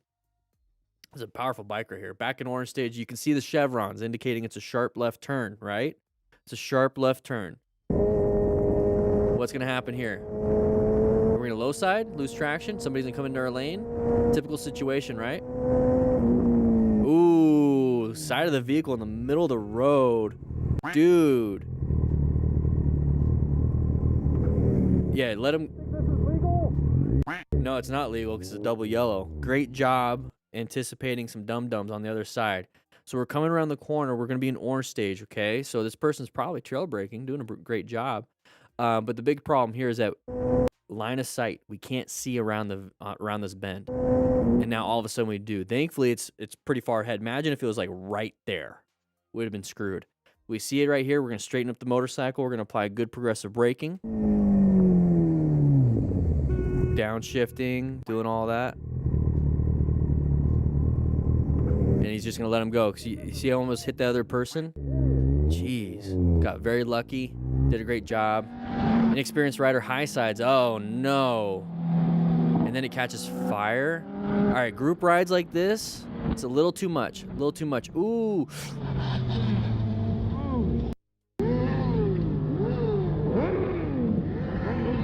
What's up, Fat Nutmeg? How you doing? Check the rider. He's walking. He's good. Kick dirt on it. Kick dirt on it. That bike is... honestly, let it. Do you have gap insurance? Just let it. It's gone. It's gone. It's gone. It's gone. Yeah. Yeah, it's done. At that point, there's so much damage. It's totaled. It's just totaled. Responsibly rowdy. I like it. What a conundrum. It's slight damage. Sell used, right? Put it on Craigslist or something. A little bit of sun damage. A little bit of the heat from a pulsating sun up in the space. Not a big deal. Buff out. Yeah, right? All right, we're coming through here. Person was slowing down. Couldn't handle it. This is why we're too close. I don't like this. So we're coming up to here. We're just so close to each other. Guys need to separate. We need to step back. We need to get ourselves, away from each other. And the best way to do that is by getting yourself a Cardo Pack Talk Edge Duo with all your friends and talking to each other and saying, hey, slow down. I'm not as good as you. Or you can say, hey, slow down. You're being too dumb. Or it's like, hey, you go around the corner. I'll see you because it's a 2-mile range. Either way, don't be this close. You shouldn't have to be so close you can use hand signals and see each other when you're in a corner like this. That right there, high impact, probably, I'm hoping not a broken collarbone on his right side. His clavicle. But, yeah. It's done. So good job on responsibly rowdy. He's being very responsible. A little bit rowdy, but that's fine if he's responsible about it, saying, hey, it's done. It's done. We're done. That thing is totaled. Collect insurance. It's gone. La La Land, New Zealand, you and your partner have Cardos. I love the Cardos. They work so well. They connect so well. Over-the-air updates on these things. Amazing. Link in the description for 20% off, by the way. Yeah, hey, take it easy. Use code DDTF if you want to. Yeah, sit down. Yeah, check his arm. Sit down for a second. Just make sure you're all right, man. His adrenaline. Responsibly rowdy, guys. I love it. Yeah, just watch it. Have some fun. It's not going to blow up. It's already venting. Look at all that incomplete combustion. There's a lot of incomplete combustion. Look at all the hydrocarbon. All right, here we go. We're going to camp. A little rev bomb. Not a big deal for the camp. So somebody just talked about speed bumps. This is one way you can handle speed bumps. All right, appreciate everything you do for the motorcycle safety, shiny side up. Hey, thank you, Fly and Ride. Right here, look at the speed bump coming up. The little markers right there. So usually you find little openings, and that's usually for like water to like go through. If you can find that little opening, go over it. But if you're going to go over the speed bump, just go ahead and lift your butt off at the seat, right? Thank you, Flying Ride. Thank you for the 20. Just kind of move over. Pleasing a crowd of kids, huh? There you go. Love it. Love it. Austin, Texas? What's happening here? All right, we're kind of stuck behind this person. Don't pass on the... Ooh, what? Get back in your lane or pass. That was a dumb thing for that car. What an ass. You guys saw that right there? Sharp right turn, 15 miles per hour. What's going to happen? Write in the comments. 3, 2, just kidding, 1. Here we go. It was a sharp turn for these people to... Ooh. Holy. Great job with the escape path. So it's not only a sharp right turn, okay? It's not only a sharp right turn. It's a sharp left turn for anybody coming around that corner. So this is a great example. Just because you can navigate this, right? We're planning our ride. We located a hazardous situation. Just because you can doesn't mean you should just speed around because this person went slow. So great job, Jacob Reese. You're going slow enough to where you can easily find that escape path off to the right. Because a big semi-truck for a sharp left turn like this needs both lanes. It's kind of true. It's really stupid. He's at fault if anything happens, but I don't care about who's at fault if I have an amputated left leg. I don't care. Yeah, I'm going to sue the crap out of him, but I want my legs. So right here, we're in the center. Let's find that escape path. Applied the brakes, and now we're off on the right. But imagine if we were a car, right? This would have been an accident for a car. But since we're on a motorcycle, utilize the agility, utilize the small frame, get yourself out of there. Great job. Holy. Yeah, your dad calls that being dead, right? Yeah, you're freaking dead. But you're right. I hate that. All right, here we go. We're in Greece. Another casual riding, or day riding. Full gear, right? Do we have full gear? Hopefully nobody comes out and hits us. All right, what are we doing here? What are we doing here? Ooh. Okay. What's going on? What's going on? Watch out. What's that vehicle doing there?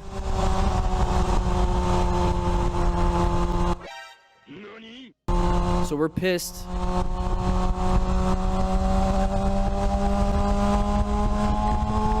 Nah, we're good. I don't care about that. We're going to do some slow speed drills here. All right, guys, this is the Lefty Loosey, the Smart Rider drill. So if you guys can see what's happening here is that we started off on the bottom, and we're going to go around all the cones. So this is practicing your really wide left turn. Okay, that's a wide left U-turn.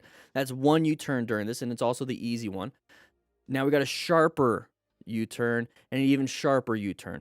So what this is getting you ready for is kind of like the decreasing radius, but it's also helping you out when it comes to practicing your U-turn, especially left ones. Righty-tighty is the right side. So right here, this is about 30-something feet. You can use about 30 to 40 feet for that. Now, this one's about 25-ish feet, and this one right here is within 20 feet. So for the DMV test in Arizona, you have to do it within 20 feet if it's 500 cc's and below.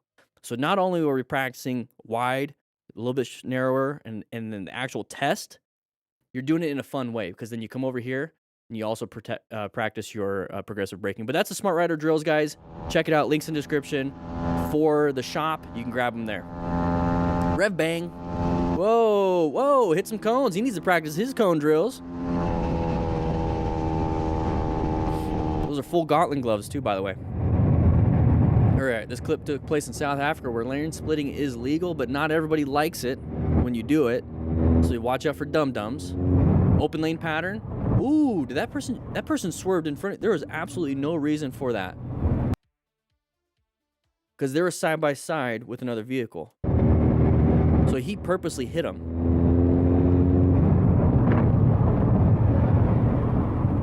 Unless he was trying to cut off the other car to get into the open lane. But that almost felt like it was on purpose. My indicator was on, boss. My indicator was on. I've got you on camera. So it was an open lane thing. So it might have been an open lane situation. Or he's just saying that because he just doesn't want to admit fault.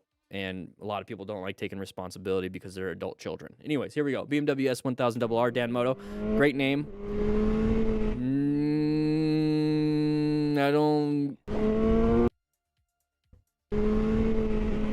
I don't like what you did, but it's not my job. It's his job. We go again. Oh, don't do that. You do have a quad lock on, so I'm cool with that.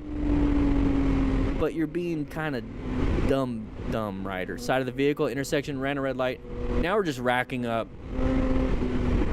We're just racking things up. Got another red light. Maybe there's a no chase law here, where you think you're just gonna get away because the cops won't chase you. But can you outrun radio? Can you outrun a radio? Ooh, big open lane pattern there. Got lucky. Open lane pattern here. Don't like it. Intersection. You finding escape paths? Okay. That was a big open lane pattern. You just shared that. This is not Grand Theft Auto, dude. It's a lot of fun on the video game. You die, you just wake up in the hospital with less than, like, you know, you use like, oh, there's another one. With like less than $100 left, and then what are we doing, dude? What are we doing? Is that a fire station? That's a fire station. That's pretty cool. All right, we're done. There we go, moving on. Side of the vehicle. Don't fight, don't fight, don't fight. Remember, Unit 3 of the Basic Smart Rider course just launched. That is the basic rider skills from how to turn it on all the way to how to brake and swerve. You're gonna learn everything in between. We have the side of the pedestrian and side of the door. Moving on, lane splitting. Watch out for any other hazards. I think you just hit that mirror guy. Nacho EMD Reyes, once again. Watch out, side of the vehicle. We should be in orange stage. That can still be applied here in Chile. Planning a ride can still be applied here in Chile. I like saying Chile. Ooh, good job with the braking, but now we're fighting for the lane. I don't like the fighting for the lane thing. That's not very smart. Not very smart at all. How you doing, Hudson? Ooh, don't fight for it, but good job with the braking. You could have just kept going, though. You would have been out of it. Oh. Wrong. He's just going back, and he's going in circles just to keep finding stuff. All right, Chile, or Nacho, let's go ahead and keep looking. Bad line of sight, bad position for safety. There you go. Big space cushion now. That person's not making a good decision. You see how they're a little bit hesitant? Be very careful with that.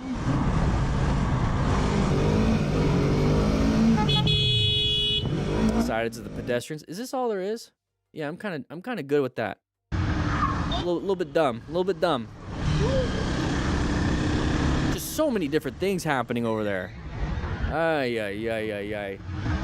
But you know what, guys? Make sure you grab the Smart Rider drills. This is Lefty Loosey, one of the easy ones, all the way to expert. With that said, hope you guys ride safe, be safe. I'll see you guys around.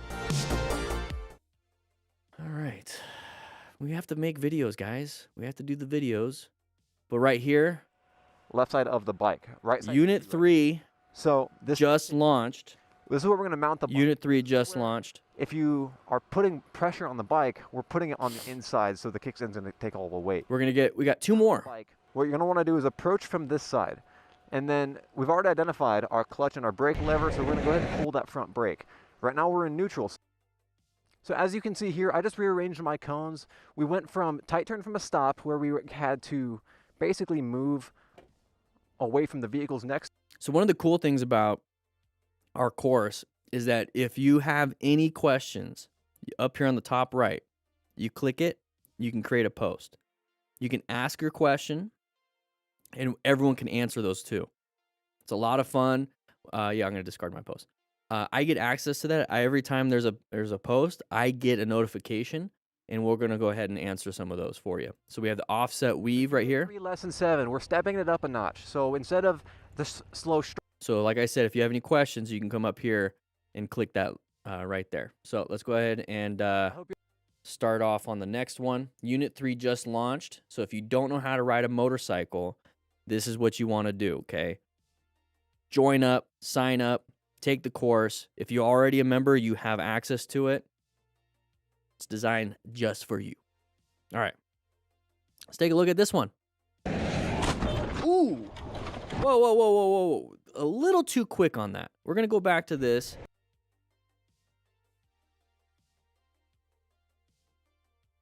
You guys thought I froze. We're going to go ahead and start this one. 3, 2, and 1. Let's go ahead and watch. We have sun in the eyes, and we have a truck out of nowhere hit us. So part of this is making sure that we can rescue ourselves, ensure our own safety, and if we have any major bleeds, stop those bleeds. But we're walking, looking pretty good.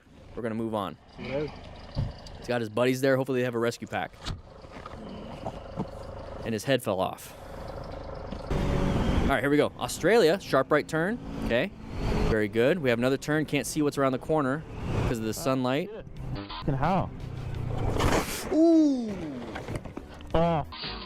Orange staged around these corners. So right here, head's still off. Right here we can see, but we have a blind corner coming up. Our line of sight is not very good, but we see that the chevrons are there. It's going to indicate it's a sharp turn. We should probably slowing it down. We should probably do some solo press and roll. Good. Now this one, where's the road? Where did it go? Where is it? We can't see it. We don't know it's around this corner. So for me, like I say all the time with my little haunted house analogy or metaphor, well, I don't even know what it is. Either way, I'm looking around corners. I'm looking, it's like, is there the guy with the chainsaw? And if I'm with somebody, I'm throwing them in front so they can see first. I don't know what's around here. I'm going to slow it down. I'm going to take my time. Can't see, can't see. We're going 82 something. What's in Australia? That's not America units. What's the speed there? I think they're making it up down there. Everything's upside down. It's actually 28. So here we go. Still a sharp turn, but can't see anything because of the sun. They're making everything confusing there. Can't see nothing. I did it. And how?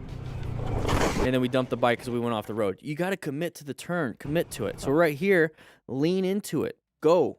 Look. Make it work. Terrible.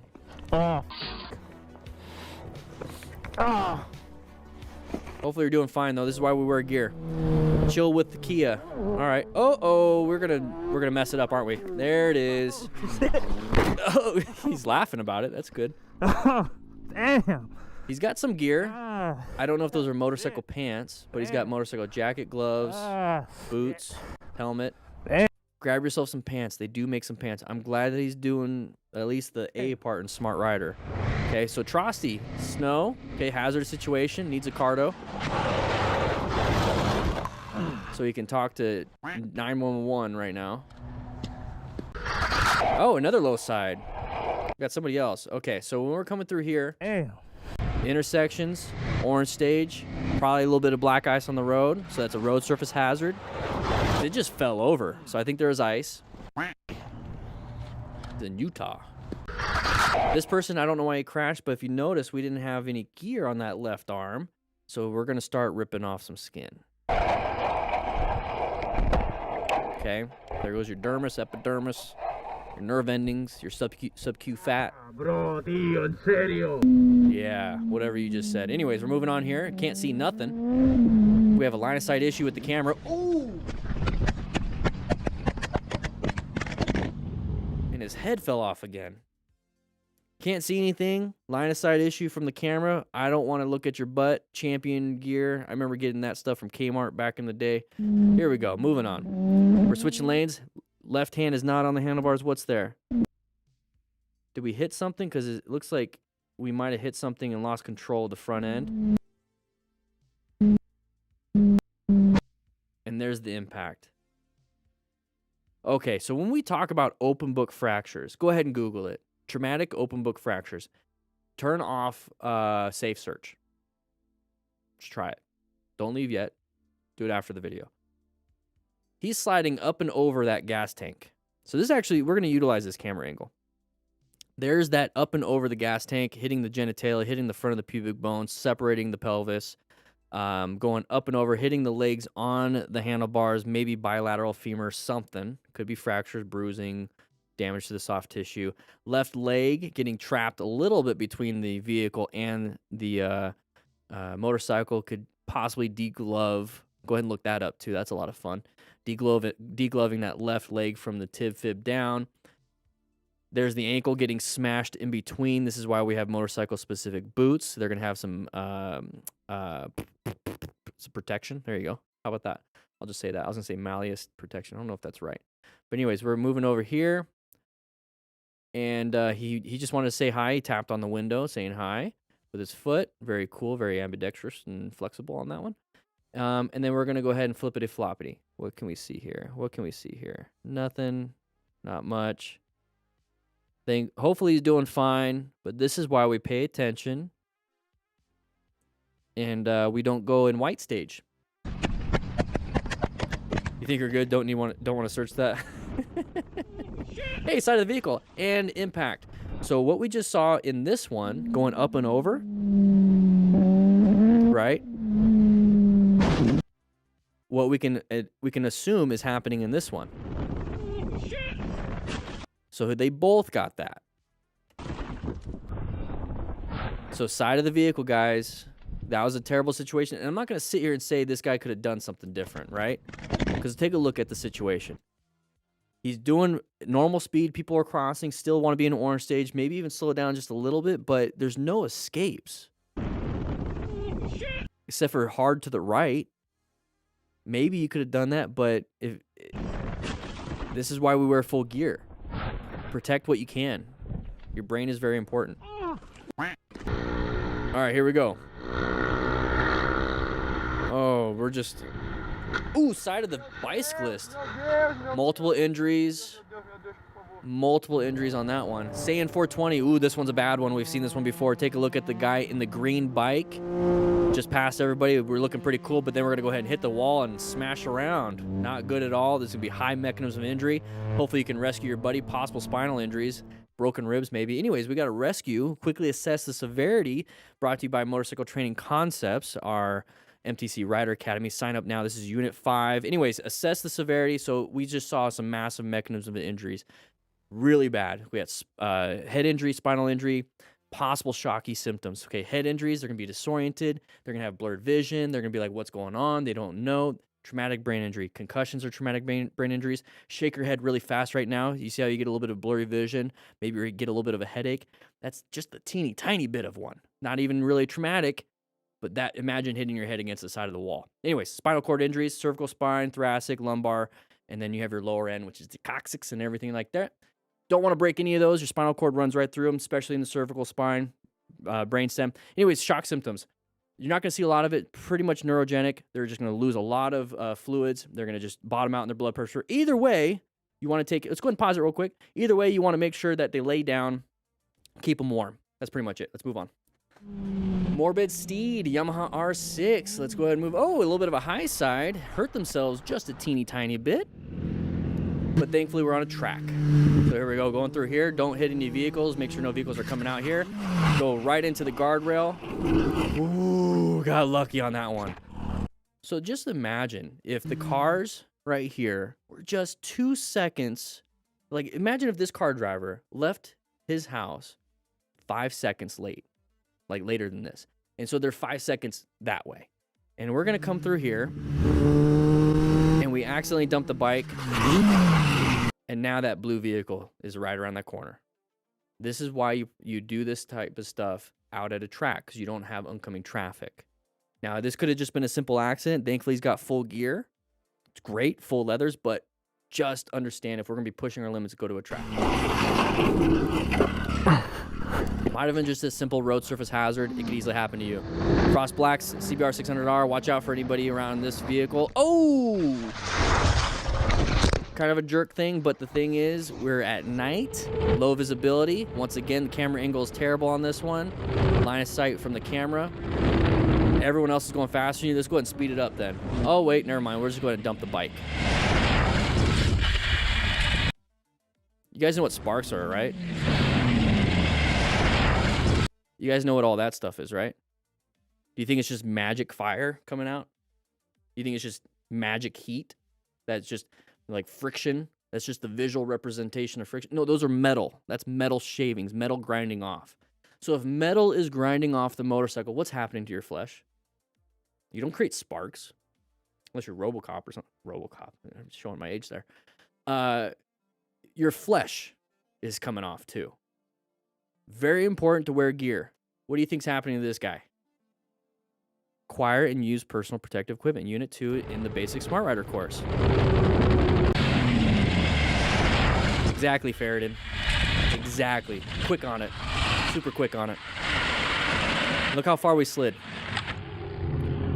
You ever accidentally just trip and fall and hit your knee on carpet and you're like, ow, that hurts. It got a nice little rug burn. Imagine asphalt. Carpet's pretty soft. Imagine asphalt. Anyways, here we go. This person decides to pass, and somebody else decides to pass, and they get hit. I've seen that one before. Get cut up probably on the guardrail. We're going to move on, brick boys. Here we go. Side of the vehicle. Good job with the braking. Swerve. Oh! I was going to say, great job on the braking. You can see the braking. So this is the normal camera angle, right? We're sitting on the bike. Camera angle from the camera angle from the GoPro is right here. And then once he applies good progressive braking, this is what's happening. His weight's being transferred to the front, and that's why the camera angle changes. And so you know that there's braking going on. He's applying progressive braking. But the problem here is that we don't have a good total stopping distance. We can't stop in time. So we can slow down with progressive braking to buy ourselves some time to swerve last second if we have to. And when I say last second, because that's really all you get is a second. It's not a lot, but you have to do something. So right here, normal camera angle, sees the side of the vehicle. He's up. So he's braking right here. He doesn't have a good total stopping distance. Person stops. He's starting to try to swerve, but we need to actively like get in there. Go. Get that swerve in. Almost makes it. Almost makes it, man. Ugh. If you did notice, he's using a quad lock. And as soon as he hits, it's still on the bike. You don't see it flying. Your phone's protected. Actually, I have no idea if it's still there, but still. We're using a ram mount here to see if this thing falls off. And same kind of situation. Same kind of situation. Oh, what are we doing here, dude? I mean, I get it if you're using an e-bike. That's a lot of fun. But I don't think this is an e-bike. All right, go ahead and jump off. Ooh, ooh, physics is fun. So he's going to grab a little bit of something. Lost some traction. There's the high side. A little bit of a bounce at a bounce. And when we talk about gear, this is one of those big things about it. All right, we're going to put our hands down to try to protect our core. Our arms and legs are meant to do that. So that's the right leg, possible spinal injury. Look at the compression on him. Spinal injury, sliding just a little bit. You're going to get a little bit of road rash. Not a ton, but look at that. The force is going down and in. Ooh. We're going to go ahead and keep hitting. We're going to keep hitting. We haven't hit our head yet, but our spine is getting destroyed. There's our lower back, our lumbar spine getting a little bit screwed up.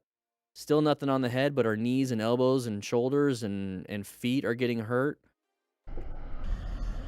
And there we go.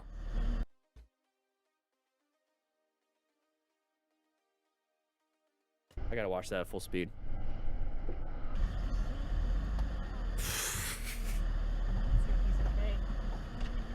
Put your flash up here, so go to the flash. That's good. You're all right. You're all right. Jesus. Yeah, I'm good. Thank you. Yeah, I'm good. Thank you. You're all right, okay? man. Yeah, I'm good. Thank you. All right, here we go. Moving on. Uncommon thing. Bro. We've seen this one. This guy goes a little too hard. A little too hard on it. There's your coccyx. What the? Broken. Right before the group ride. How embarrassing. How embarrassing. All right, so that, is that a scorpion? That's not a scorpion helmet. So that chin bar that's on the back, I don't even think it's functional in the front. I think it's just meant for looks at that point. Write in the comments if you know what I'm talking about. Let's see if his butt's all scrapped up. Holy shit! Can't see it? Yeah. All right. So quickly assess the severity. Guys, remember, this is Unit 5 that's coming out. Sign up for the MTC Rider Academy. I'll be seeing you guys there. I got to get going. Well, there it is. That was a nice little outro, right? Let's go ahead and hit stop recording. Whew. Right before the group ride. Seriously. Let's let that play while we figure the rest out. A bit. every lesson from this point forward is going to be a little bit harder, and it's going to keep getting harder. So master That's what she said. the current lesson that you're on. If you're still on slow straight line, keep practicing that one. We're going to start off this lesson with straight line weave. Now what I've got set up behind me is the Smart Rider drill pattern. And this is very versatile. You can use it for pretty much anything. Yep. Even if you're not doing drills per se, you can. This is Unit 3. For your straight line weaves, your offset weaves, U-turns, and all of your basic fundamentals that we're going to practice here in the next couple of lessons. You can practice this on this course without changing much of it. All right, so switching over to first-person view, this is what I see. This is the cone pattern. I didn't do exact measurements just to make it easier for myself and for you guys. A little pro tip for setting up the course is you can cut it a little short and just use the lines. Each of these spaces are about 9 feet. So the distance from here to here, instead of being 20 feet, is about 18 feet. Now, if you want to do exact measurements, you can. So he's making it a little bit more difficult for himself. Very good. Very good. A little bit of challenge. A little bit of challenge. Guys, sign up for the MTC Rider Academy. That's just Unit 3. That's part of Unit 3. So if you just passed the MSF and you feel like you just need a little bit more, you just need a little bit more, MTC Rider Academy. If you haven't even taken the MSF and you just want to just take your endorsement but just don't know where to go, the MTC Rider Academy. Guys, it's totally worth it. I believe it's worth it. It's something I'm going to recommend. I recommend to everybody that I know personally. There's just so much involved, and we're adding more and more and more and more and more. All right. This is the last video of the day. It's the last video of the day. We have another video. We're going to talk about navigating active threats during this video. There it is right there. Navigating active threats. This is part of the MTC Rider Academy. We're doing a quick little rundown of it for you live. But let's go ahead and take a look at this one. Let's hit that record button. And let's watch this Phantom Wise in California. So here we go. We got another Moto Madness video. Oh, we practiced tight turn from a stop. We practiced tight turn from a stop here at the Basic Smart Rider. Which one is that? We just launched this one. Mastering tight turn from a stop, lesson 8. All right, so guys, practice your tight turns. Okay, sign up. Links in the description for the Basic Smart Rider. All right, riding with Dad Pool. Interesting. All right, uncommon thing. He's doing really good by slowing down. Dum-dum right here, doing what they're doing. Not really paying attention. Watch out for the cyclists. Don't get too angry. Don't get too angry. Don't get too angry. All right, we're going to move on. Kawasaki Ninja Full Hondo. Oh, decided to cut us off. Just let them have it. Let them be in front of you so that if they do anything stupid, you can react to that. All right, Mickey Dorky, whatever his name is. Mickey DeCory. Whatever. Open lane pattern, intersection. Watch out, this person might want to come into your lane. Stay out of their blind spot. Keep left to stay on Albemarle Road. Probably using the Cardos to hear that. Ooh, watch out, break, break, break. Find an escape, find an escape, found an escape. Good job with the escape. Hey, it doesn't have to be pretty if it works. So you can hear the Cardo probably playing. Guys, go ahead and grab yourself a Pack Talk Edge. 20% off discount in the description. But we should have been paying attention. We weren't paying attention too much here. We have brake lights for a while. Our total stopping distance and our space cushion is decreasing. But he couldn't stop in time. You hear the braking. But he found the escape. So that was good enough. We saved ourselves. Okay, so you did great. Let's move on. All right, here we go. Mount Diablo, Spooky Lukey. Going around the corners. There's a U-turn. You saw that sign, barely, but decreasing radius. Slow it down. Look, there you go. He's looking through the turn. Ooh, but you got to turn too. You can't just look. You have to turn. All right. Little lefty loosey right there. Hanging head in shame. Yeah, I'm sorry, dude. At least you didn't go off the cliff. Oh, we're gonna have fun around this corner. We set up the camera. Let's see what happens. Yeah. Oh, and we just fell. Hit her face, but we're moving on. Bulgaria and Hapko. All right. Bikers riding along, abiding all laws. Okay. What's this person gonna do? What's this person gonna do? Ooh, break, break, break, break. Oh, dude. That person did not pay attention. Did not pay attention. And cut out right in front of us. We tried our absolute best, slowing it down. Гледаш ли ти огледало? Имам огледало, аз ти дам. Oh, jeez. It's pretty sad when you see a dude with gray hair still being a child. Not much you could do here. He tried to find an escape. He was braking the whole time. This is just one of those situations where it happens. And this is why, as smart riders, we acquire and use personal protective equipment. It's extremely important to do that just in case. Гледаш ли ти огледала? Имам огледало, Гледаш ли? Аз ти дам мига, че завивам. Като си най-отдесно и отзаде има кола, трябва ли да тръгнеш? Sucks. Sucks. This is why we wear gear. I didn't break traffic law, and the van driver is the one to blame for causing the incident. Yeah. Yeah, he's at fault, but if you got hurt, you're going to have to live with that. So I'd rather not get hurt, but it happens. Glad you're okay. The dude from nowhere. Okay. Watch out for, we're in a neighborhood, right? Watch out for any kids, any pedestrians, anybody pulling out like that. Ooh, a little bit of a panic brake. I feel the rear brake was just slammed. That rear tire is just sliding. I feel like that rear brake just slammed. What do you guys think? Write in the comments.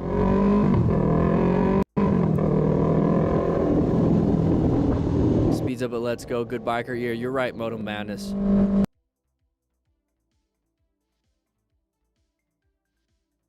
Jesus. What the heck? What are we doing? Ooh. Dude, how come we're like almost running into people? The dude from nowhere. Are we, can you see? Can you see through that? It looks like we're zoned out.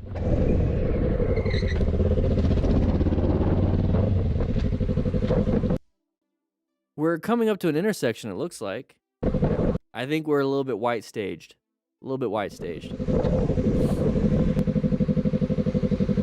Yeah, you don't want to get better at that unless you're doing flat track. All right, Schmidzy, sorry mate, I didn't see you. Sometimes that happens.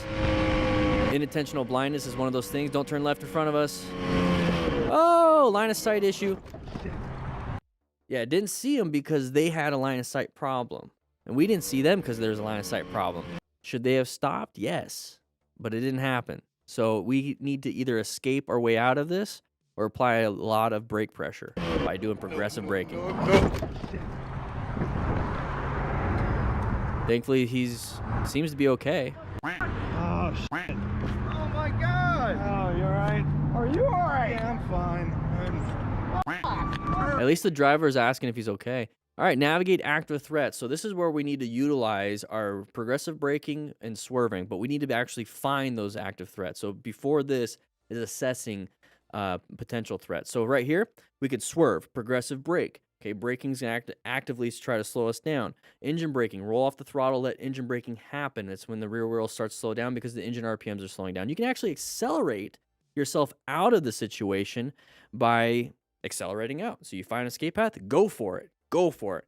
Changing lane positions, sometimes that's all that's needed. There's a pothole in the center, just move over to the left or the right. Simple, right? You're navigating that active thing. Crossing small obstacles, speed bumps, you have possible little kids. I'm just kidding, don't do that. But speed bumps, maybe just like a small thing in the road, and if you have to go over it, lift your butt up off the ground or off the seat. That's going to help you out with that. But yeah, this was brought to you by MTC Rider Academy. Sign up right now. Let's move on. Bro nizzle rabble. Here we go. Oh, tight turn. Are we gonna mess it up? No. He's already dropped the bike. He's already dropped the bike on the right side. Pay attention, dude. This is exactly what I'm talking about. So you can see on the right, the brake lever right on the bottom, how it's all bent. He's already dropped it on its right side. Anyways, moving on. Yeah, you see that? All right, we're coming up to here. We're in the left part of the lane. Wear some gear, first and foremost. So this person's coming out into our lane. Okay, we can do the rev bomb. We can do the horn. We can, like, try to fight for it and try to push them over just by, like, look at me. You're in my spot. You're going to hit me. Let's play chicken. Or you can move over to the right side and put yourself in a better position for safety. That's what you should be doing because you just located and you're assessing and navigating it to get yourself into a new position. If we don't do that and we keep fighting for it, we don't know what they're doing. They're probably looking down at their phone, and they're still going to continue coming to our lane. They're not looking at you. Almost got hit because we didn't put ourselves in a new position. Put yourself in a new position first, and then yell, and then freak out and do whatever you want. Get yourself to safety first. Got lucky. Ooh, he almost dropped the bike. Decent U-turn. All right, what's happening here? Oh, okay. Having some fun, rescue each other, right? Everyone's smiling. He's got gear on. He's got gear on. He's got protection. They're just doing their thing, having a great time. It's fun when somebody does something like that, but then isn't hurt. You know what I mean? That was very good. Let's move on. All right, here we go. Out on a track. This is where you can have some fun too. Usually there's EMS or at least people there that can get to you quickly. All right, all right. What's gonna happen here? For Charlie and the pros here. Okay, yeah, let the pros do their thing. Very good. Whoa, where'd he come from? If it ain't rubbing, it ain't racing. No, this typically happens. Hey, they're good. They're checking each other. Hey, I didn't see it. I didn't think. That's okay. It's okay. Very good. I love the camaraderie. Anyways, I'm sorry. No, it's all good. It's all good. Very good. Nobody's hurt. Everyone's just going to continue. We're going to continue doing our fun stuff, practice. When you run out of gas mid-jump. Oh. So all these things, all these crashes, they will typically happen when you're doing this. Ooh. This is why we can still rescue each other. We can still rescue each other. We can still get the rescue pack and get everything going. All right, John Black. Huh? Yeah, you are. See the yellow? Oh. I had to pull over to change the GoPro battery. It's a loading area though. Your name? Oh, yeah. It just seems like it's just. I'm not a fan of New York. Not a fan of New York. Let's just skip that. Here we go. Moving on. What do you got on your dash? Intersection, orange stage, prepped and ready.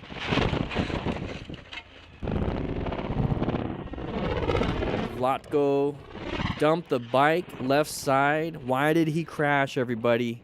Write in the comments why he crashed.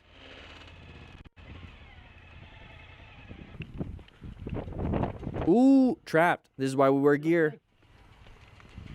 It's hot parts on him. Yeah, get your leg out of there if you can. Oh, man. That could have been bad.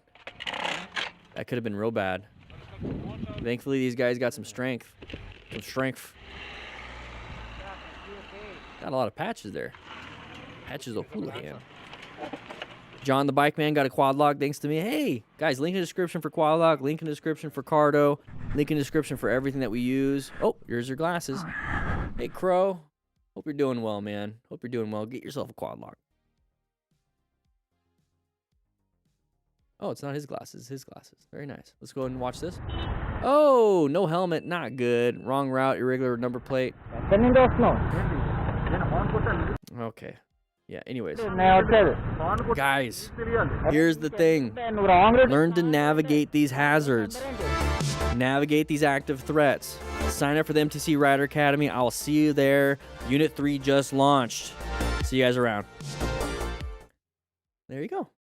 That was a lot of fun. That was a quick, short video.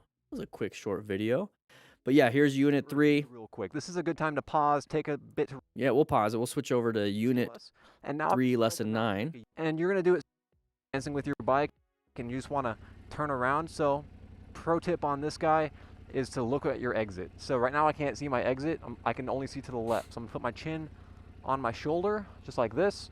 Yeah. Come into this box. I'm going to look that way. There you go. My counterbalancing, and I'm going to look at my exit. I'm not. There you go. Great U-turn. Peripheral is looking at the cones. One more time. I'm not Great looking at turn. cones. I'm looking up and out. I'm looking at my exit. My peripheral's looking at the cones. I don't even care that they're there. Very good. Guys, this is Unit 3 of the Basic Smart Rider course. Boom, right there. Sign up. Unit 3 just launched. Make sure you guys check it out. If you're a member, make sure you take the course. Whew. Enjoying ourselves. Was that all 4 videos? That was all 4 videos. That was a lot of fun. A lot of fun. Guys, once again, make sure you sign up for the Academy. If you want that training, sign up for the Academy. If not, you can hang out here. Let's hang out. But actually, I got to get going because I do have some stuff I got to get going and doing. So Hudson, hopefully you're doing well. With that said, I'm going to take off. And I'm going to push the little elevator button. All right. I'll see you guys later.